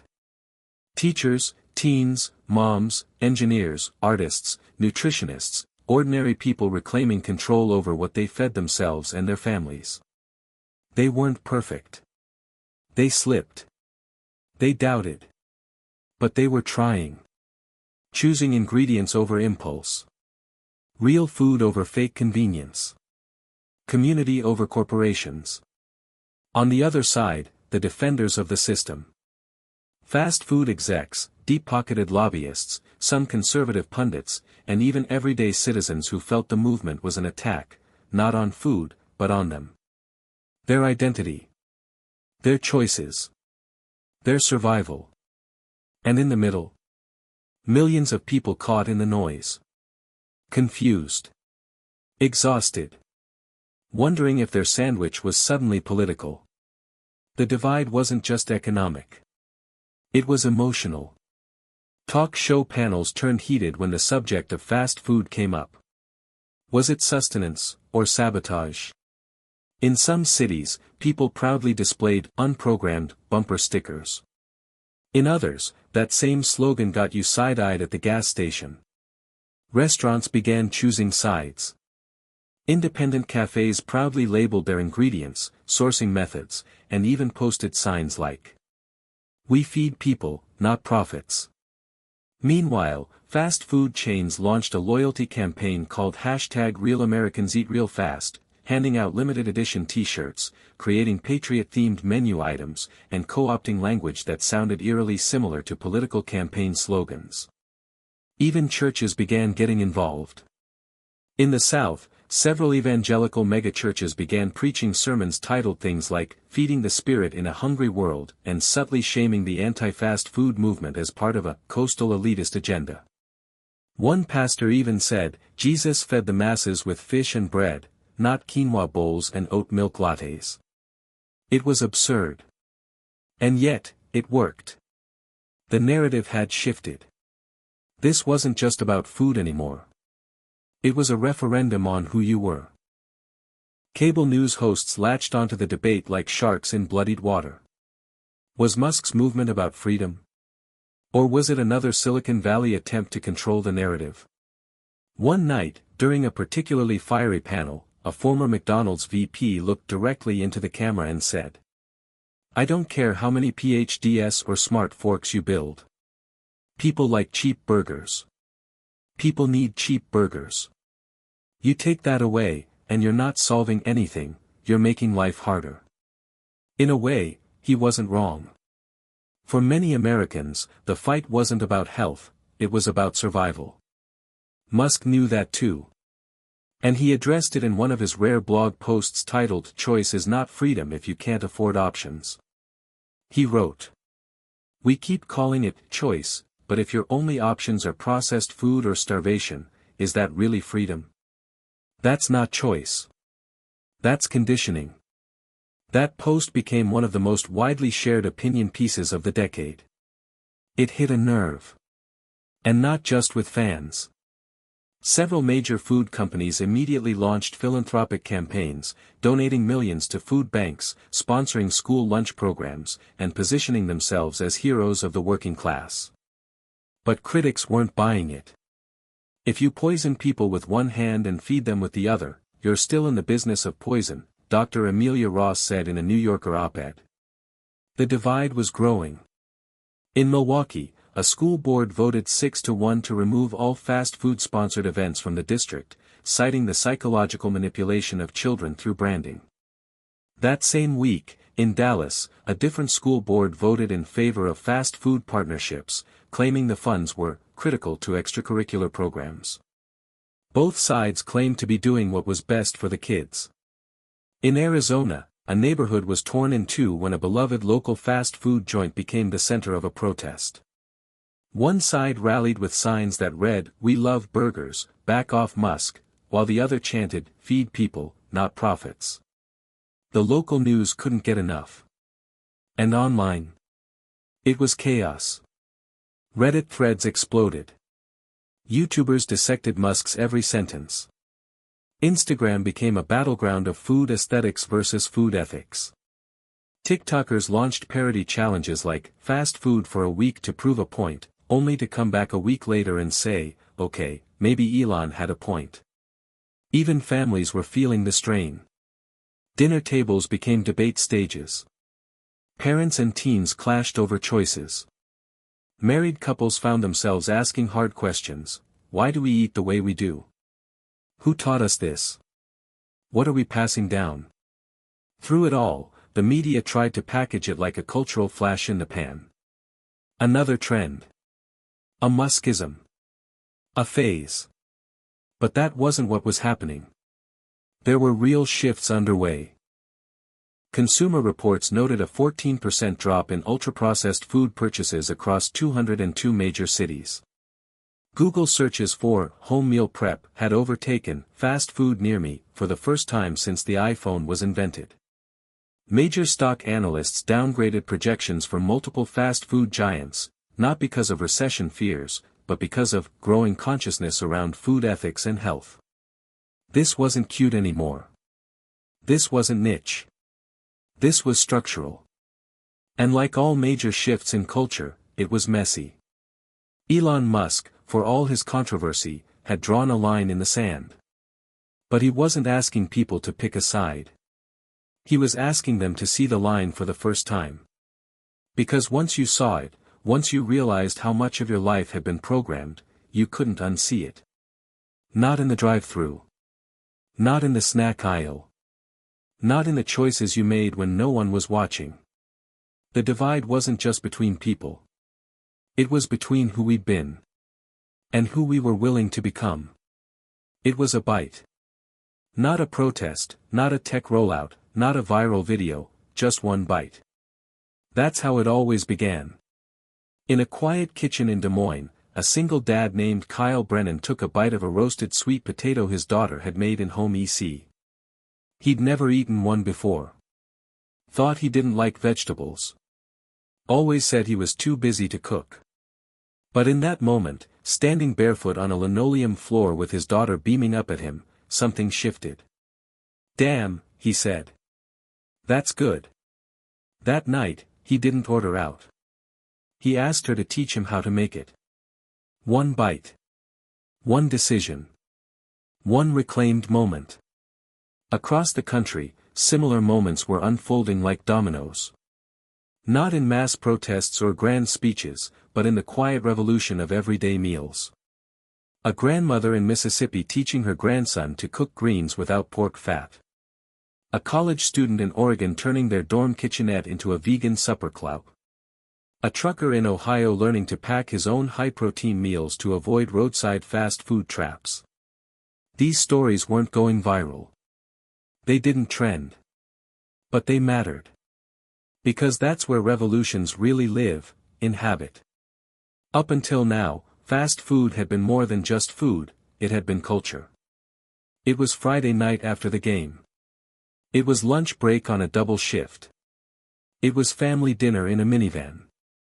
It was predictable, familiar, and emotionally loaded. So, changing that wasn't just about calories or chemicals, it was about identity. But now, for the first time in decades, slow food had started to mean something more than elitism or privilege. It was becoming a form of resistance. Cooking was activism. Reading an ingredient label was rebellion. Sharing a home-cooked meal was a middle finger to a system that had tried to replace nourishment with novelty. And it wasn't just individuals doing it anymore. Cities began repurposing abandoned strip malls into community kitchens, open-source food hubs where people could learn to cook, swap recipes, and feed each other without profit-driven motives. In Oakland, a grassroots organization called Bite Back started turning liquor stores into mini food co-ops stocked with whole foods at dollar store prices. Their slogan? Take back your bite. In Detroit, a formerly incarcerated chef named Jamal King launched a mobile kitchen initiative called From the Inside Out, teaching kids in underfunded schools how to cook and understand food marketing manipulation. "They called me a criminal for surviving," Jamal said in a documentary. "Now I'm feeding the same community that prison was built to starve." This wasn't theory. It wasn't policy. It was action, powered by small victories and a belief that food could be the front line of something deeper. And yet, the pushback remained. Large fast food chains doubled down on AI-powered menu engineering, adjusting salt and sugar levels by region, by zip code, even by weather patterns, literally programming flavor to mood. Delivery apps rolled out hyper-personalized meal suggestions that changed based on your digital behavior. Missed your gym workout? Here's a 2-for-1 offer on fried chicken. Listen to sad music? Here's a milkshake ad. People were waking up, but the system was still working overtime to keep them asleep. But the hunger was changing. It wasn't just for food. It was for clarity. For control. For connection. People didn't want just healthier meals. They wanted to know where their food came from, how it was made, and who was profiting when they ate it. That's when a new kind of influencer emerged, not food bloggers showing off avocado toast, but food truthers exposing ingredient breakdowns, lobbying efforts, and behind-the-scenes footage of marketing manipulation. TikTok became a battleground. One creator posted a series titled "One Ingredient a Day," decoding the purpose and side effects of things like TBHQ, MSG, artificial smoke flavoring, and caramel color. Another posted a parody skit where a fast food mascot was portrayed as a shady tech bro whispering in your ear at 2 a.m., saying, "It's not that you're hungry. It's that I made you think you are." The videos weren't just funny.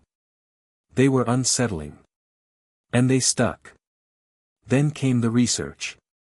Independent studies, some funded by community colleges, others crowdsourced by grassroots networks, began surfacing hard evidence that fast food wasn't just unhealthy. It was neurologically reprogramming the brain's reward system. Musk had said it first in a tweet. But now, the science was catching up. Chronic fast food consumption was linked to elevated cortisol and suppressed dopamine regulation, making joy harder to achieve elsewhere. Artificial flavor enhancers were found to dull natural palate sensitivity over time, creating a dependency loop. And the kicker? Children raised on fast food from infancy had altered taste preferences by age 6, meaning they literally couldn't enjoy whole foods without retraining. Suddenly, the conversation wasn't about preference. It was about biological manipulation. The narrative shifted again. Now, choosing to cook wasn't just healthy, it was healing. On the anniversary of his original fast food tweet, Musk posted a video, not a speech, not a product demo. Just a video of him sitting with 3 young kids at a picnic table in a park, eating bean chili from paper bowls. He looked into the camera and said, "You don't have to start a movement. You just have to start with a meal." That bite, simple, unassuming, sincere, was shared over 500 million times in 48 hours. It wasn't about money. It wasn't about fame. It was about agency. The power to choose what goes on your plate. The power to unlearn what you were fed, literally and metaphorically. The power to ask, what am I consuming? And who told me that's normal? Every revolution has a moment where people realize the power was theirs all along. For this one, that moment came with a bite. At first, it was just a rumor. A couple of people on Reddit posted photos of closed drive-through lanes with hastily taped signs that read, "Temporarily unavailable due to system updates." Some users laughed, chalking it up to staffing issues or broken fryers. But then, more posts started appearing, dozens, then hundreds, from different states, all saying the same thing. Fast food locations were going dark. Not all of them. Not at once. But in clusters. Quietly. Strategically. And just like that, the machine began to grind. It started with FryPro, a lesser-known supplier of oil and potato product used by nearly 40% of U.S. fast food chains. The company had been operating on razor-thin margins for years. When a major agricultural shift, fueled by new federal soil sustainability mandates, caused the price of processed crop exports to spike, FryPro couldn't keep up. They folded within 2 months. And with them, hundreds of franchises lost their core supply of fries. That alone might have been survivable. But then came the AI glitch. A critical software update in Quick Queue, the industry-standard kitchen automation platform, went sideways. Drive-through order systems froze. Prep stations stalled. Digital menus blanked out mid-order. In one high-traffic region in Phoenix, an entire week's worth of morning rush orders were lost, millions in revenue. The companies blamed a bug. The public blamed karma. For years, the fast food industry had poured billions into AI to anticipate cravings and increase upsells, sensors, surveillance, machine learning that could predict when you were likely to want a shake or fries just based on the weather, your car model, or even your previous Amazon purchases. But now, that same tech was failing under the weight of shifting consumer behavior. People were no longer making the predictable, conditioned choices. One exec from a major burger chain, who chose to remain anonymous, was quoted in a leaked internal email. "The algorithm's breaking because the customer is breaking pattern. The system can't anticipate them anymore." In short, people were waking up. And the machines didn't know what to do with that. As the fast food empire struggled to patch its wounds, a new economy rose, not in restaurants, but in homes. People started cooking. A lot. But not just for themselves. What started as neighborhood meal swaps and backyard gardens became kitchen-based microeconomies. People were trading homemade meals for services, lasagna for childcare, soup for tutoring, hand-baked bread for lawn care. Some began selling to their communities directly, bypassing regulations by operating on a trust-based honor system. Local ordinances had no idea how to respond. In Baltimore, a city councilwoman proposed the Cottage Kitchen Act, which would legalize and support community kitchens under a special class of permits, offering food safety training and microloans instead of punishment. In one viral case, a woman in Tulsa made $40,000 in 6 months selling her 5-ingredient lentil stew out of her garage with a chalkboard menu that simply read, "Eat. Smile. Give what you can." People came not just for the food, but to feel seen. Sensing a total loss of public trust, 3 of the largest fast food conglomerates merged in a last-ditch effort to regain control. They launched Project Unity, a rebranding campaign promising a new era of nourishment. The marketing was slick. They introduced synthetic, supernutrient shakes designed by biotech startups. Their CEO appeared on a late-night show sipping one and saying, "We've listened. We've learned. And we're here to help feed the future." But the public didn't buy it. Quite literally. Sales continued to plummet. Stockholders bailed. Even loyal franchise owners walked away, some flipping their locations into community kitchens and using leftover equipment to make real meals for their neighborhoods. The irony was delicious. Dr. Amelia Ross coined the term in an interview with NPR. When the drive-thrus shut down, the kitchen tables turned on. This isn't just a food movement, it's an economic shift. People are decentralizing nourishment. And with it, they're decentralizing control. The kitchen table movement became more than a phrase. It became a lifestyle. Cookbooks were published, not by celebrity chefs, but by regular families. Podcasts emerged with names like Feed the Change, The Real Meal, and Bite by Bite. Schools began including cooking and food sourcing in STEM curricula. And TikTok. It was exploding with content not about aesthetic plating, but reality, how to make a full meal with $4 and a hot plate.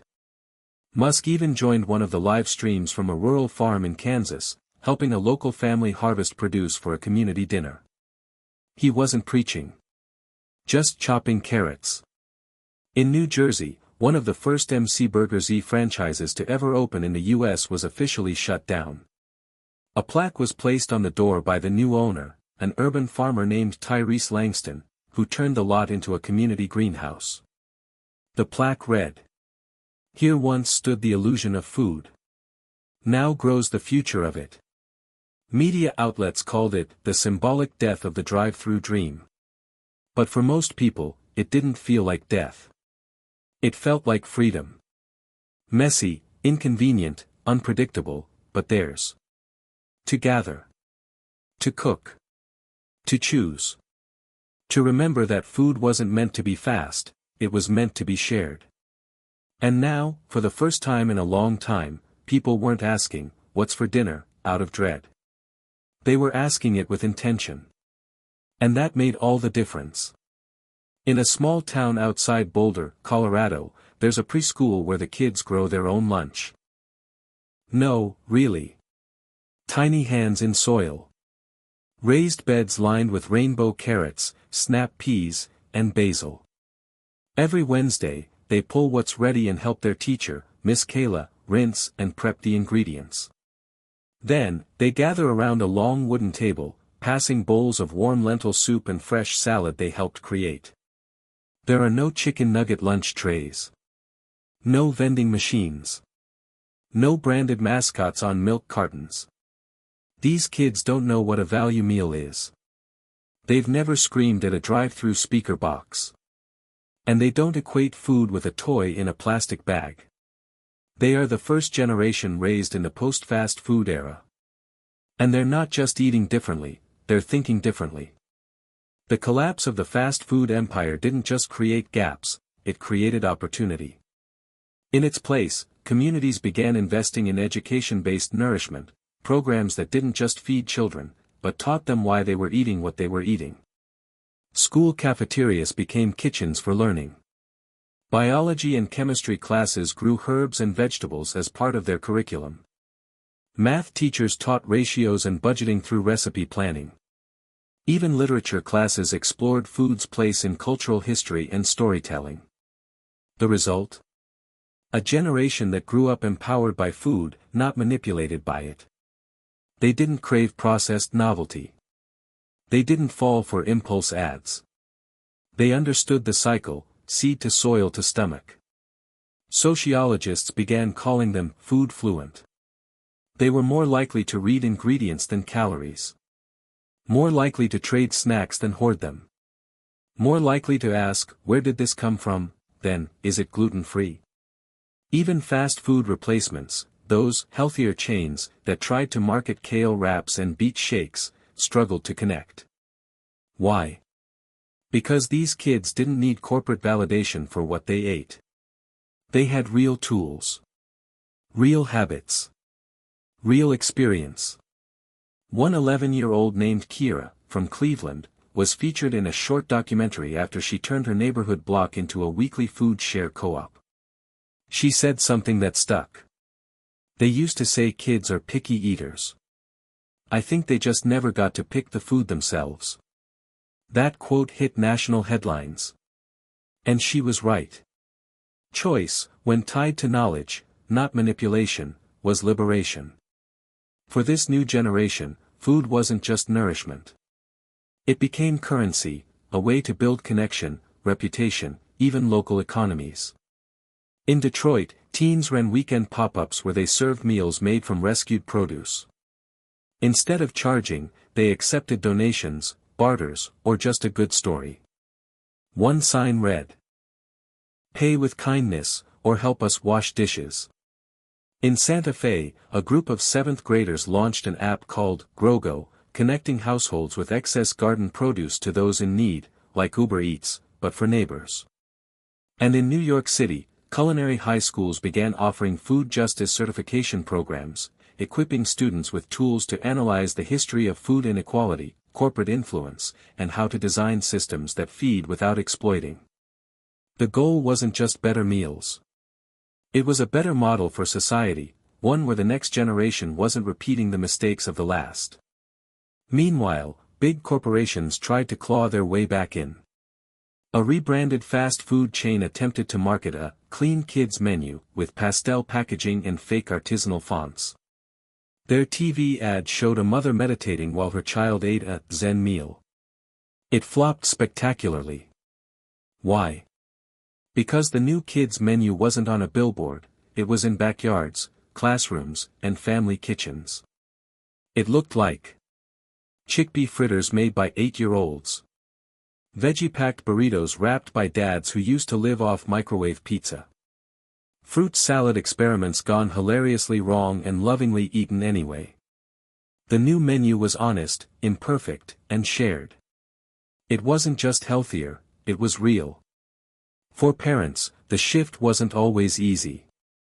Many had grown up inside the fast food matrix, rewarding kids with happy meals, feeding stress with salty carbs, defining family time by the glow of a drive-through sign. But now, they were learning alongside their children. They were burning pancakes together. Trying and failing at sourdough starters. Turning Sunday nights into cook-and-talk rituals where phones were banned and hands were busy. And in those moments, something remarkable was happening. Healing. Not just health-wise, but emotionally. Generational cycles of disconnection were being broken. One meal at a time. By now, the world knew what Elon Musk meant when he said fast food was programming us. But this new generation, they were the ones writing new code. And it wasn't binary. It was flavorful. Messy. Alive. It wasn't about perfection. It wasn't about trendy diets.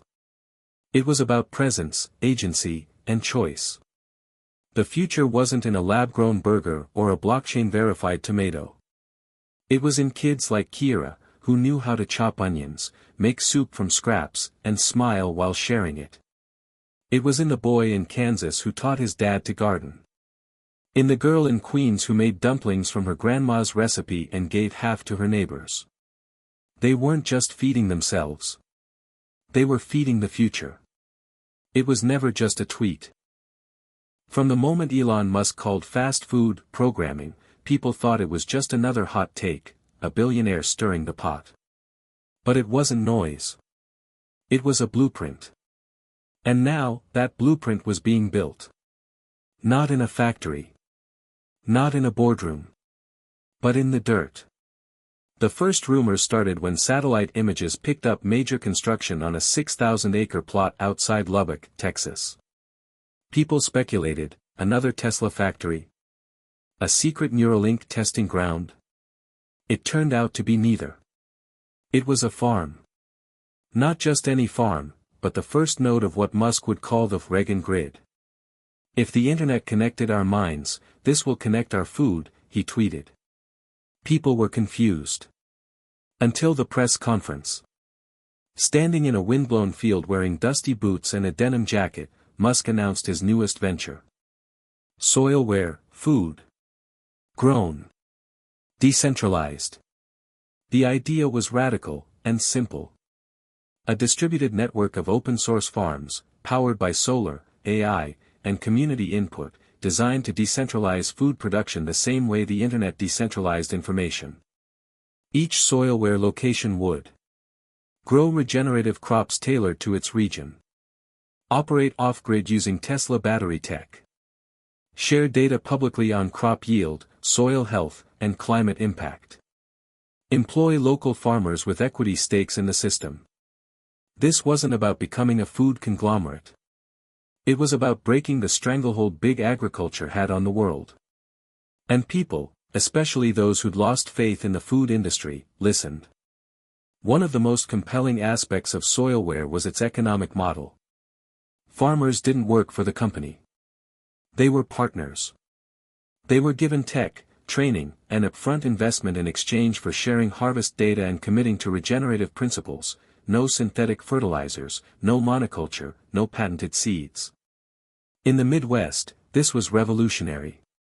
Many family farmers had spent decades buried under contracts with giant agribusinesses, forced to buy seeds, pesticides, and equipment from the same corporations who then bought their crops at razor-thin margins.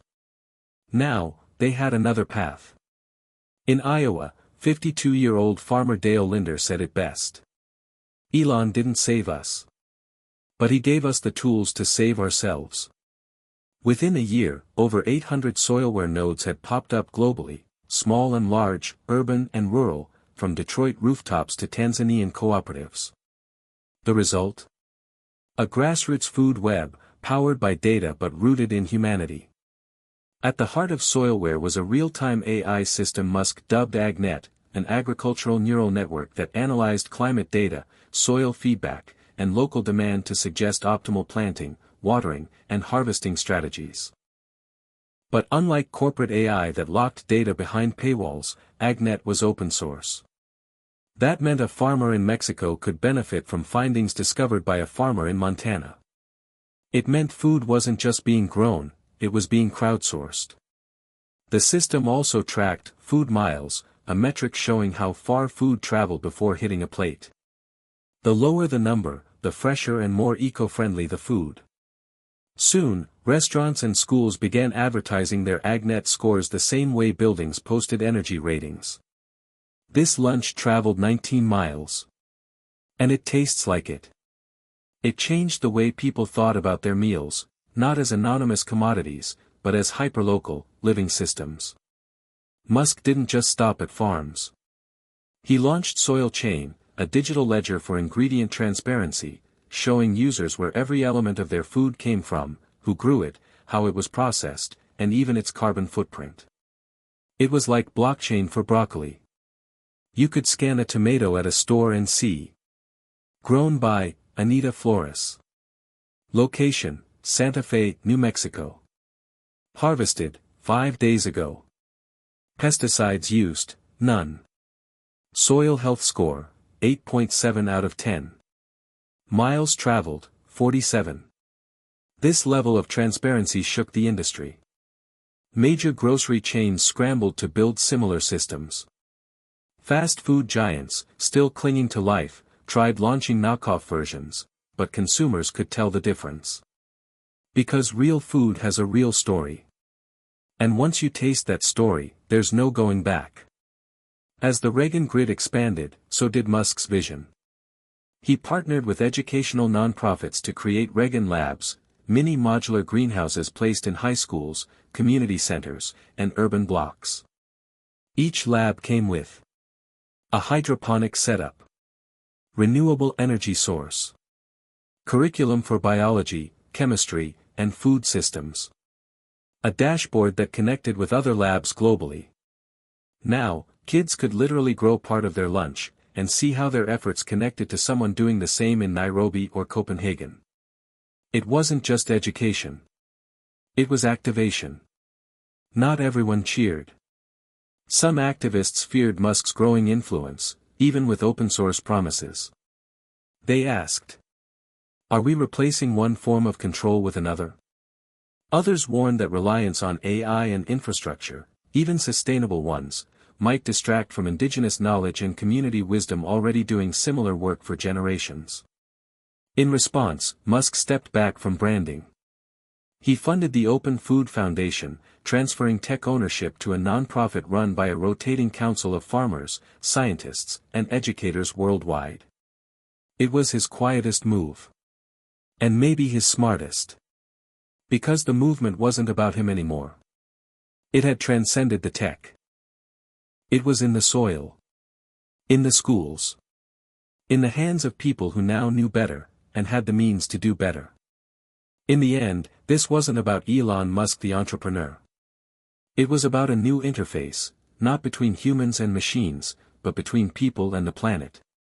The same way the internet made knowledge borderless, the Reagan grid was making nourishment borderless. And with every tomato scanned, every bite shared, every garden grown, the programming that once shaped a nation's appetite was being overwritten. By choice. By care. By soil. It didn't make headlines at first. The fall of the last major fast food conglomerate was quiet, almost poetic in its lack of spectacle. No fiery crash, no dramatic courtroom takedown. Just a faded neon sign flickering one final time in a forgotten suburb of Tulsa, Oklahoma, and a closed notice taped to the drive-through window. Permanently closed. Thank you for your loyalty. Loyalty. That word hit different now. Because the loyalty people once gave to fries and clowns and chicken in a box was now given to each other. The age of the billion-burger empire was over. And no one missed it. According to the Global Food Transparency Initiative, the number was symbolic. Receipt total processed fast food burgers sold globally, 1950 to 2032 $1 trillion. A trillion burgers. More than the number of stars in the Milky Way. More than all the books ever printed. More burgers than people, cars, or social media posts. Each one a decision. Each one a click, a craving, a moment of hunger, or manipulation. That number didn't spark celebration. It sparked mourning. Because each burger came with a price. Not just in dollars. But in deforested land. Disrupted hormones. Exploited workers. Manipulated children. And oceans of wasted plastic. So when the trillionth burger was sold, and then no more, the world didn't cheer. It exhaled. With the last of the fast food giants shuttered, society faced a question it hadn't had to ask in over a century. What do we eat when no one is telling us what to eat? And the answers were stunning. Families that had never cooked began experimenting like scientists.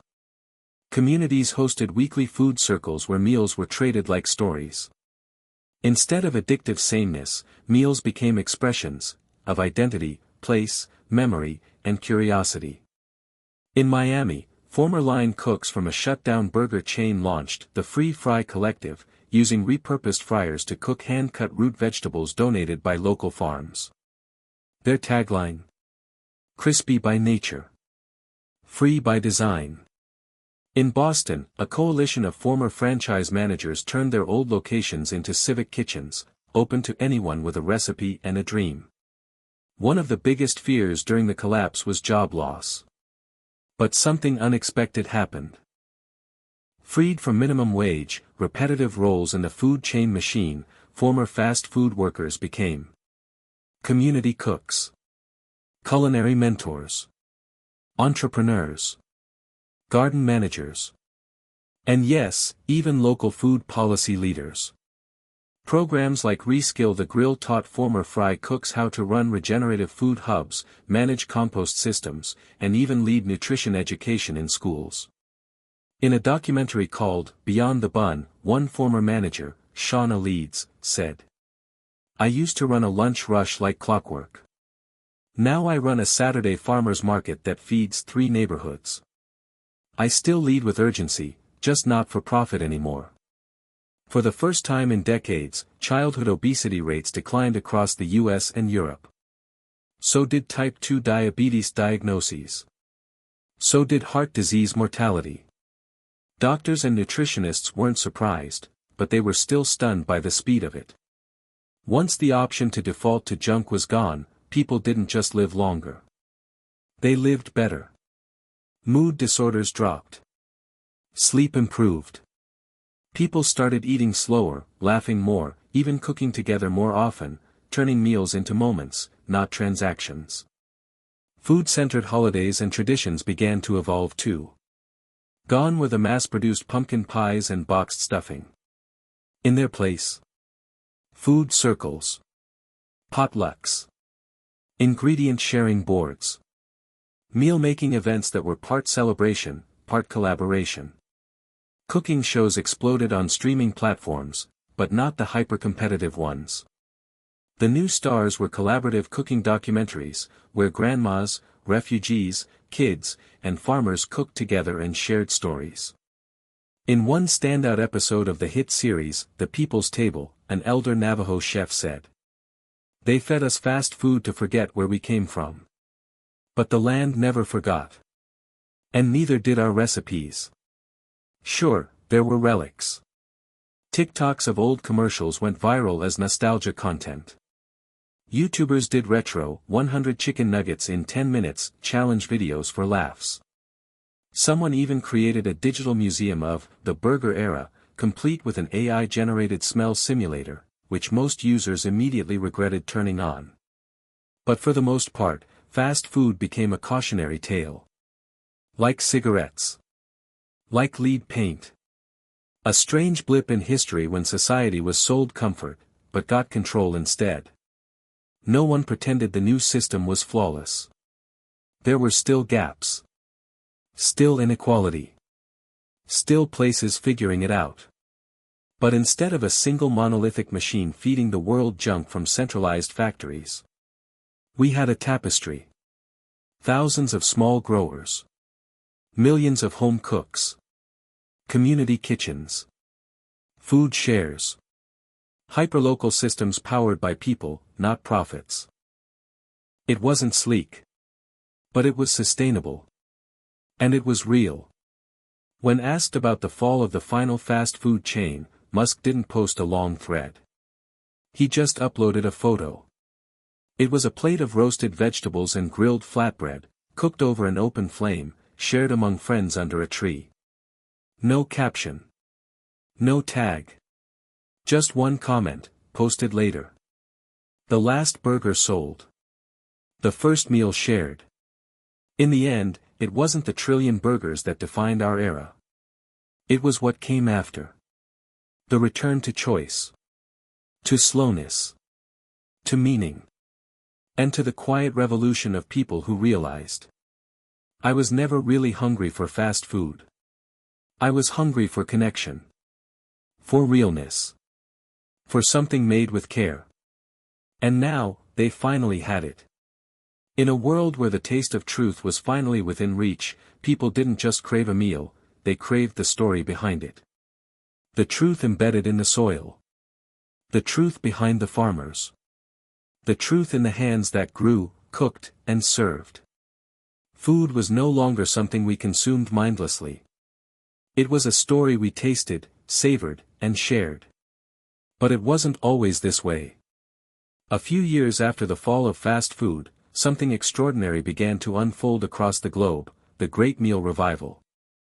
What had started as a necessity to break free from the chains of processed food quickly transformed into a movement, a profound shift in how humanity experienced food, memory, and culture. Across urban markets, fields, and kitchens, something clicked. People started to realize that food wasn't just fuel for the body. It was fuel for the soul. You can't separate the meal from the story, said Juno Lee, a food anthropologist who spent her career studying the ways food intertwines with identity. Each bite we take holds a history, a narrative of struggle, survival, and joy. And in that history lies the power to heal. The new currency became stories. The more vivid, the more intimate, the more authentic the story behind a dish, the higher its value. And people were willing to pay for it. For years, culinary artists and chefs had treated food as an art form. But in this new age, food became the canvas for culture. It wasn't just about technique or flavor, it was about the layers of human experience woven into the food itself. Whether it was a stew passed down through generations or a salad made with heirloom tomatoes grown by an indigenous farm collective, the food told a story. A story of resilience, of adaptation, of reinvention. In a small village outside of Oaxaca, Mexico, Raúl Gutiérrez, a former corporate chef who left the high-paced world of five-star restaurants, began serving tacos made from ancient corn varieties passed down through his family. People think food is just a meal. But when you eat this taco, you're tasting a history that stretches back centuries, Raúl said, wiping his brow. You're tasting the heartache, the victories, and the wisdom of my ancestors. His tacos were no longer just a delicious treat. They were a window into time, a connection to the earth and the people who had tended it long before. The role of technology in this new food landscape was transformative, but not in the way people had feared. Rather than tech isolating people from their food, it became the connector. It was through digital platforms like FoodShare, Taste Truth, and Memory Plates that people began sharing their meals' backstories with the world. These platforms were designed to connect food with narratives, giving people the opportunity to hear the origins of their meal, learn about its growers, and even hear the stories of those who passed down the recipes. It was through these platforms that the world began to taste the real stories behind global cuisines. A Kenyan grandmother's recipe for sweet potatoes, shared via video in a rural village, became viral, allowing her story to be heard by millions. A French baker, after years of working in industrial bakeries, shared the story of his transition to artisanal bread making in a heartfelt blog, bringing a resurgence of traditional French baking techniques to the U.S. A young entrepreneur in New York revived his family's century-old recipe for Turkish kebabs, drawing attention not only to his food but to the immigrant story that had shaped his identity. These stories added depth and richness to the food. People weren't just eating, they were experiencing. And that experience became priceless. One of the most profound shifts occurred when people began reconnecting to their food's memory. It wasn't just about savoring flavors, it was about tasting truth. Food became a kind of reconciliation. A chance for people to look back at their own histories, their traumas, their migrations, their love stories, and see them reflected on their plates. And for many, this was the moment they realized the deep role food had played in shaping their identities. In a Brooklyn apartment, Maria Alvarez, a second-generation Puerto Rican American, sat at her grandmother's kitchen table with a steaming plate of arroz con gandules. For years, the meal had been a Sunday ritual, passed down from her grandmother, who had learned it from her mother in Puerto Rico. But after the collapse of the fast food industry, Maria's relationship with the dish transformed. I started to realize, this wasn't just food. This was my history. My people. This was everything we had fought for, Maria said, her eyes welling with tears. Every time I cook this, I'm not just making a meal.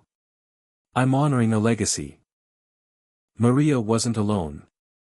Across the world, people began rediscovering the power of their ancestral dishes, recipes that had been suppressed or lost in the rush of globalization and industrialized food. The quiet power of these dishes became a statement of resistance. A reminder that culture, identity, and truth could never be erased. As food stories became the backbone of culture, a new economic ecosystem emerged. Small-scale farmers, local food artisans, and independent chefs became the rock stars of this revolution. With the rise of platforms like Taste Truth and Memory Plates, the economy of food shifted from mass production to authentic, decentralized production. Earning potential no longer came from how many dishes a restaurant could sell in an hour but how rich, deep, and meaningful the story behind that dish was. Social media influencers, once obsessed with brand deals and likes, now competed to find the best stories, to uncover the most authentic, the most heartfelt, and the most transformative food narratives. And in this new world, food no longer had to be cheap, fast, or easy. It could be slow, deliberate, and intentional. The more authentic the meal, the more valuable it is, said Jordan Hayes, an economics professor turned food trend analyst. What people want now is to connect with something deeper. They want to taste history, truth, and identity. And when they find it, they'll pay for it. Looking back, it became clear, food had always been about connection. Not just to each other, but to our past, our future, and our world. In this new age, the truth was clear. The taste of food was the taste of life, its joys, its pains, its stories, and its promises. After the fall of the fast food giants and the rise of the food story revolution, the world began to see something unprecedented, something extraordinary. The global table was born. No longer was food a one-way street, dictated by massive corporations and multinational conglomerates. Now, food had become a dialogue.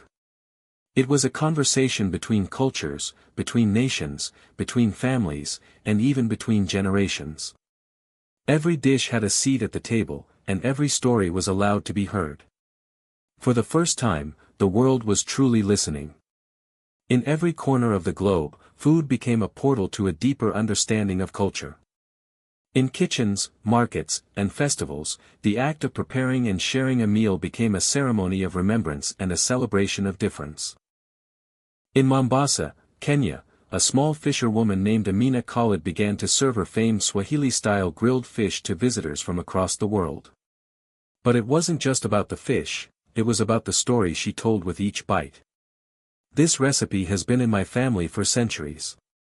It was passed down to me by my grandmother, who learned it from her great-grandfather, a fisherman from the coast of Zanzibar, Amina explained, serving each plate with a side of mango salsa.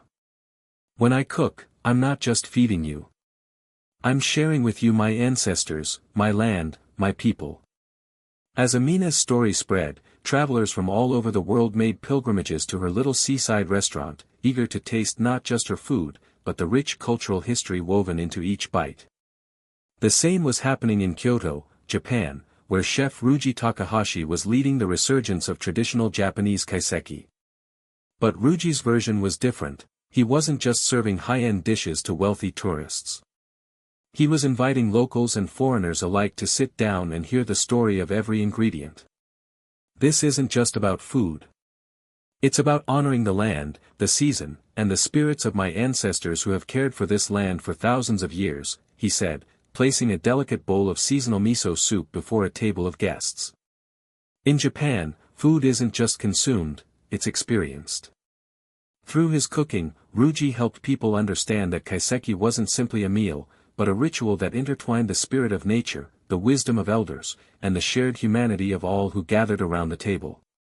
As this movement spread, digital platforms like Taste Truth and Food Memoir became essential tools for connecting the world's culinary voices. People began uploading recipes, stories, and photographs of meals that went beyond just the ingredients. They became archives of culture, history, and personal legacy. On Food Memoir, a woman named Hannah from Seoul uploaded her recipe for kimchi, but what caught everyone's attention wasn't just the recipe. It was her story of how, during the Korean War, her grandmother would secretly ferment cabbage to feed her family, hiding it away in jars to preserve the food for the months ahead. "My grandmother's kimchi saved us," Hannah wrote. "It wasn't just food, it was hope. It gave us something to hold on to in the darkest times." As Hannah's story spread, so did the understanding that food was never just a matter of sustenance, it was a tool for survival, a symbol of resilience, and a means of passing down knowledge. Digital platforms not only connected people with food but also with emotional narratives that touched at the core of what it meant to be human. With the rise of the global table, food became an instrument of diplomacy. Politicians, leaders, and influencers used food as a way to build bridges, fostering relationships and cultural understanding. Summits that once focused on economics and defense now included a shared meal as a central event. At the World Summit on Food and Culture, nations showcased their culinary identities to promote understanding. India brought its famous street food dishes, telling the story of how food carts carried both flavors and freedom through its bustling cities. Brazil served an enormous feijoada, a stew that symbolized the fusion of African, Portuguese, and indigenous cultures, while sharing the painful but transformative history of its origins. In Turkey, President Amir Kara hosted a series of culinary diplomacy dinners where the centerpiece was kebabs, but with a twist, the skewers were prepared by refugee chefs from Syria, Iraq, and Afghanistan. "Food doesn't just nourish us, it brings us together," President Kara said during a speech at the dinner. "It's time we reimagine the role food plays not just on our plates, but in our shared future." Countries that once saw each other as rivals now sat together at the table, breaking bread and understanding each other's stories through the universal language of food. Diplomacy was no longer just about power, it was about shared humanity. The global table wasn't just an ideological movement, it was a thriving marketplace. No longer dominated by multinational food corporations, the world's culinary economy became a network of local artisans, farmers, and chefs who shared a common goal: to promote food with a story. Small-scale farmers, previously marginalized by global agribusinesses, found new routes to market through the True Taste marketplace, an online space where consumers could directly purchase ingredients from ethical, sustainable, and small-scale producers. Here, you could buy not just organic potatoes, but also hear the tale of the farmer who grew them, learn about the heirloom varieties of tomatoes, and discover the labor-intensive process of fermentation that made the sourdough bread so unique. More importantly, storytelling became a valuable commodity in this new economy. Artisans with compelling narratives behind their foods were able to charge a premium for their products. A jar of blueberry jam from a family farm in the Pacific Northwest wasn't just fruit, it was a piece of history. The long table became a symbol of this new era. In cities, towns, and villages, people gathered at large communal tables for open meals, unstructured, informal gatherings where the goal wasn't just eating, but conversation. A new understanding of food emerged: it wasn't something to be consumed in isolation, but a shared experience that fostered connection and compassion. In the heart of London, the Great Feast, a weekly gathering in a repurposed industrial space, became the talk of the town. Organizers invited both locals and travelers to bring a dish from their home culture. Every week, the long table would grow longer as more and more people joined in. "We never know who will show up," said one of the organizers, Layla Armitage, a former chef turned food activist. "But it doesn't matter. It's not about the food, it's about who we are together." The global table had done more than just change how the world ate. It had reshaped the very essence of what it meant to be human in a shared world. Food wasn't just fuel. It was identity. It was community. It was legacy. It was a conversation, a never-ending dialogue, between past and present, between cultures, between generations. And that conversation would continue, around tables both big and small, for years to come. As the sun set over the global table, the world had changed in ways that no one could have fully anticipated. The food revolution that had begun as a small movement had evolved into something far more significant, a legacy.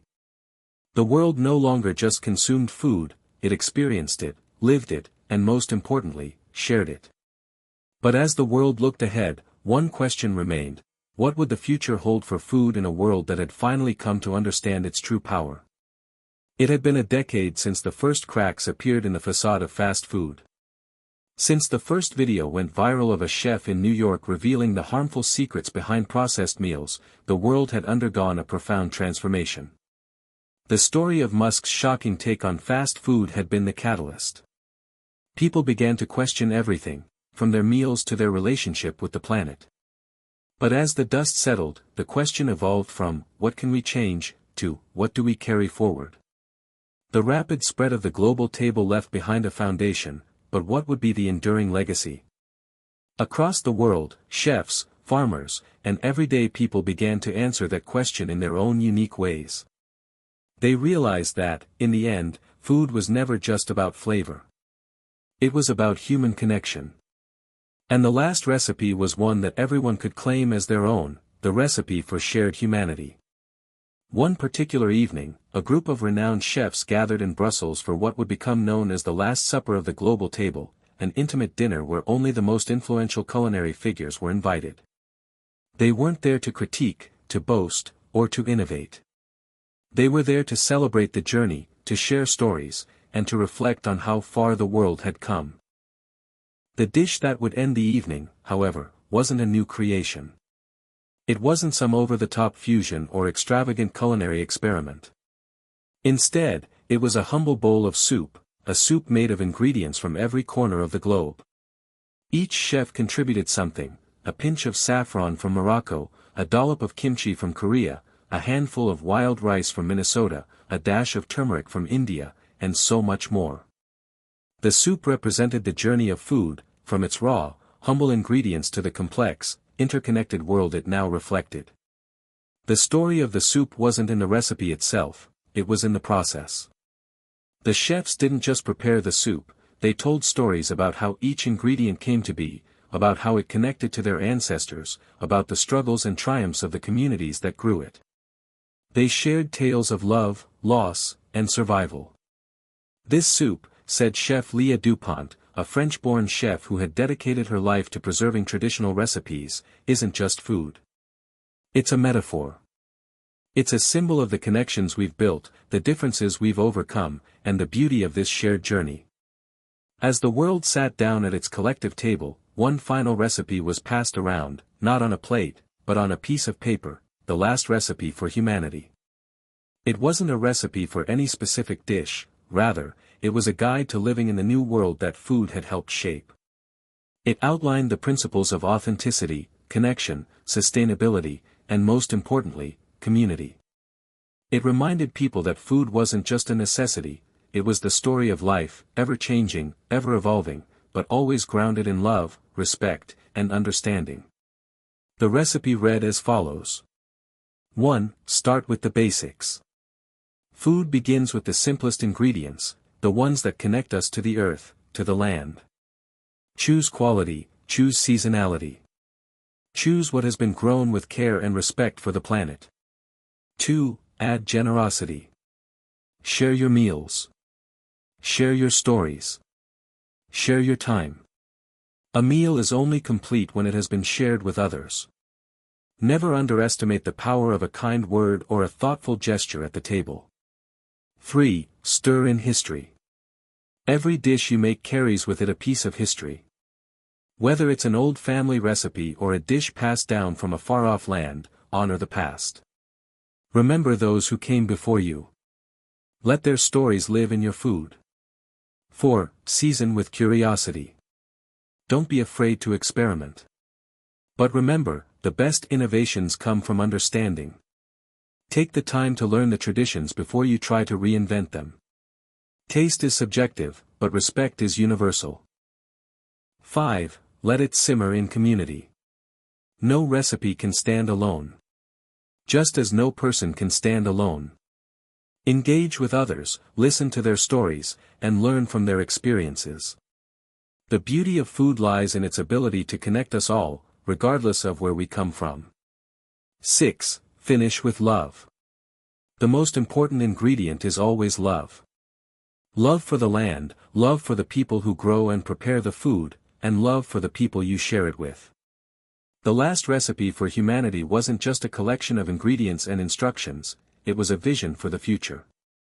It was a promise that the lessons of the global table would not be forgotten. That food would never again be seen as just something to consume but as something to be experienced, respected, and shared. As the final dinner ended and the last crumbs of soup were scraped from the bowl, it became clear, the food revolution was not just a fleeting moment in history, it was a fundamental shift in how humanity would view itself and its relationship with the planet for generations to come. The global table had set the stage for a future where food and stories would continue to be shared, celebrated, and treasured. Where the narratives of humanity would continue to unfold, one bite at a time. In this new world, food wasn't just a meal. It was a living testament to the resilience, creativity, and unity of people from all walks of life.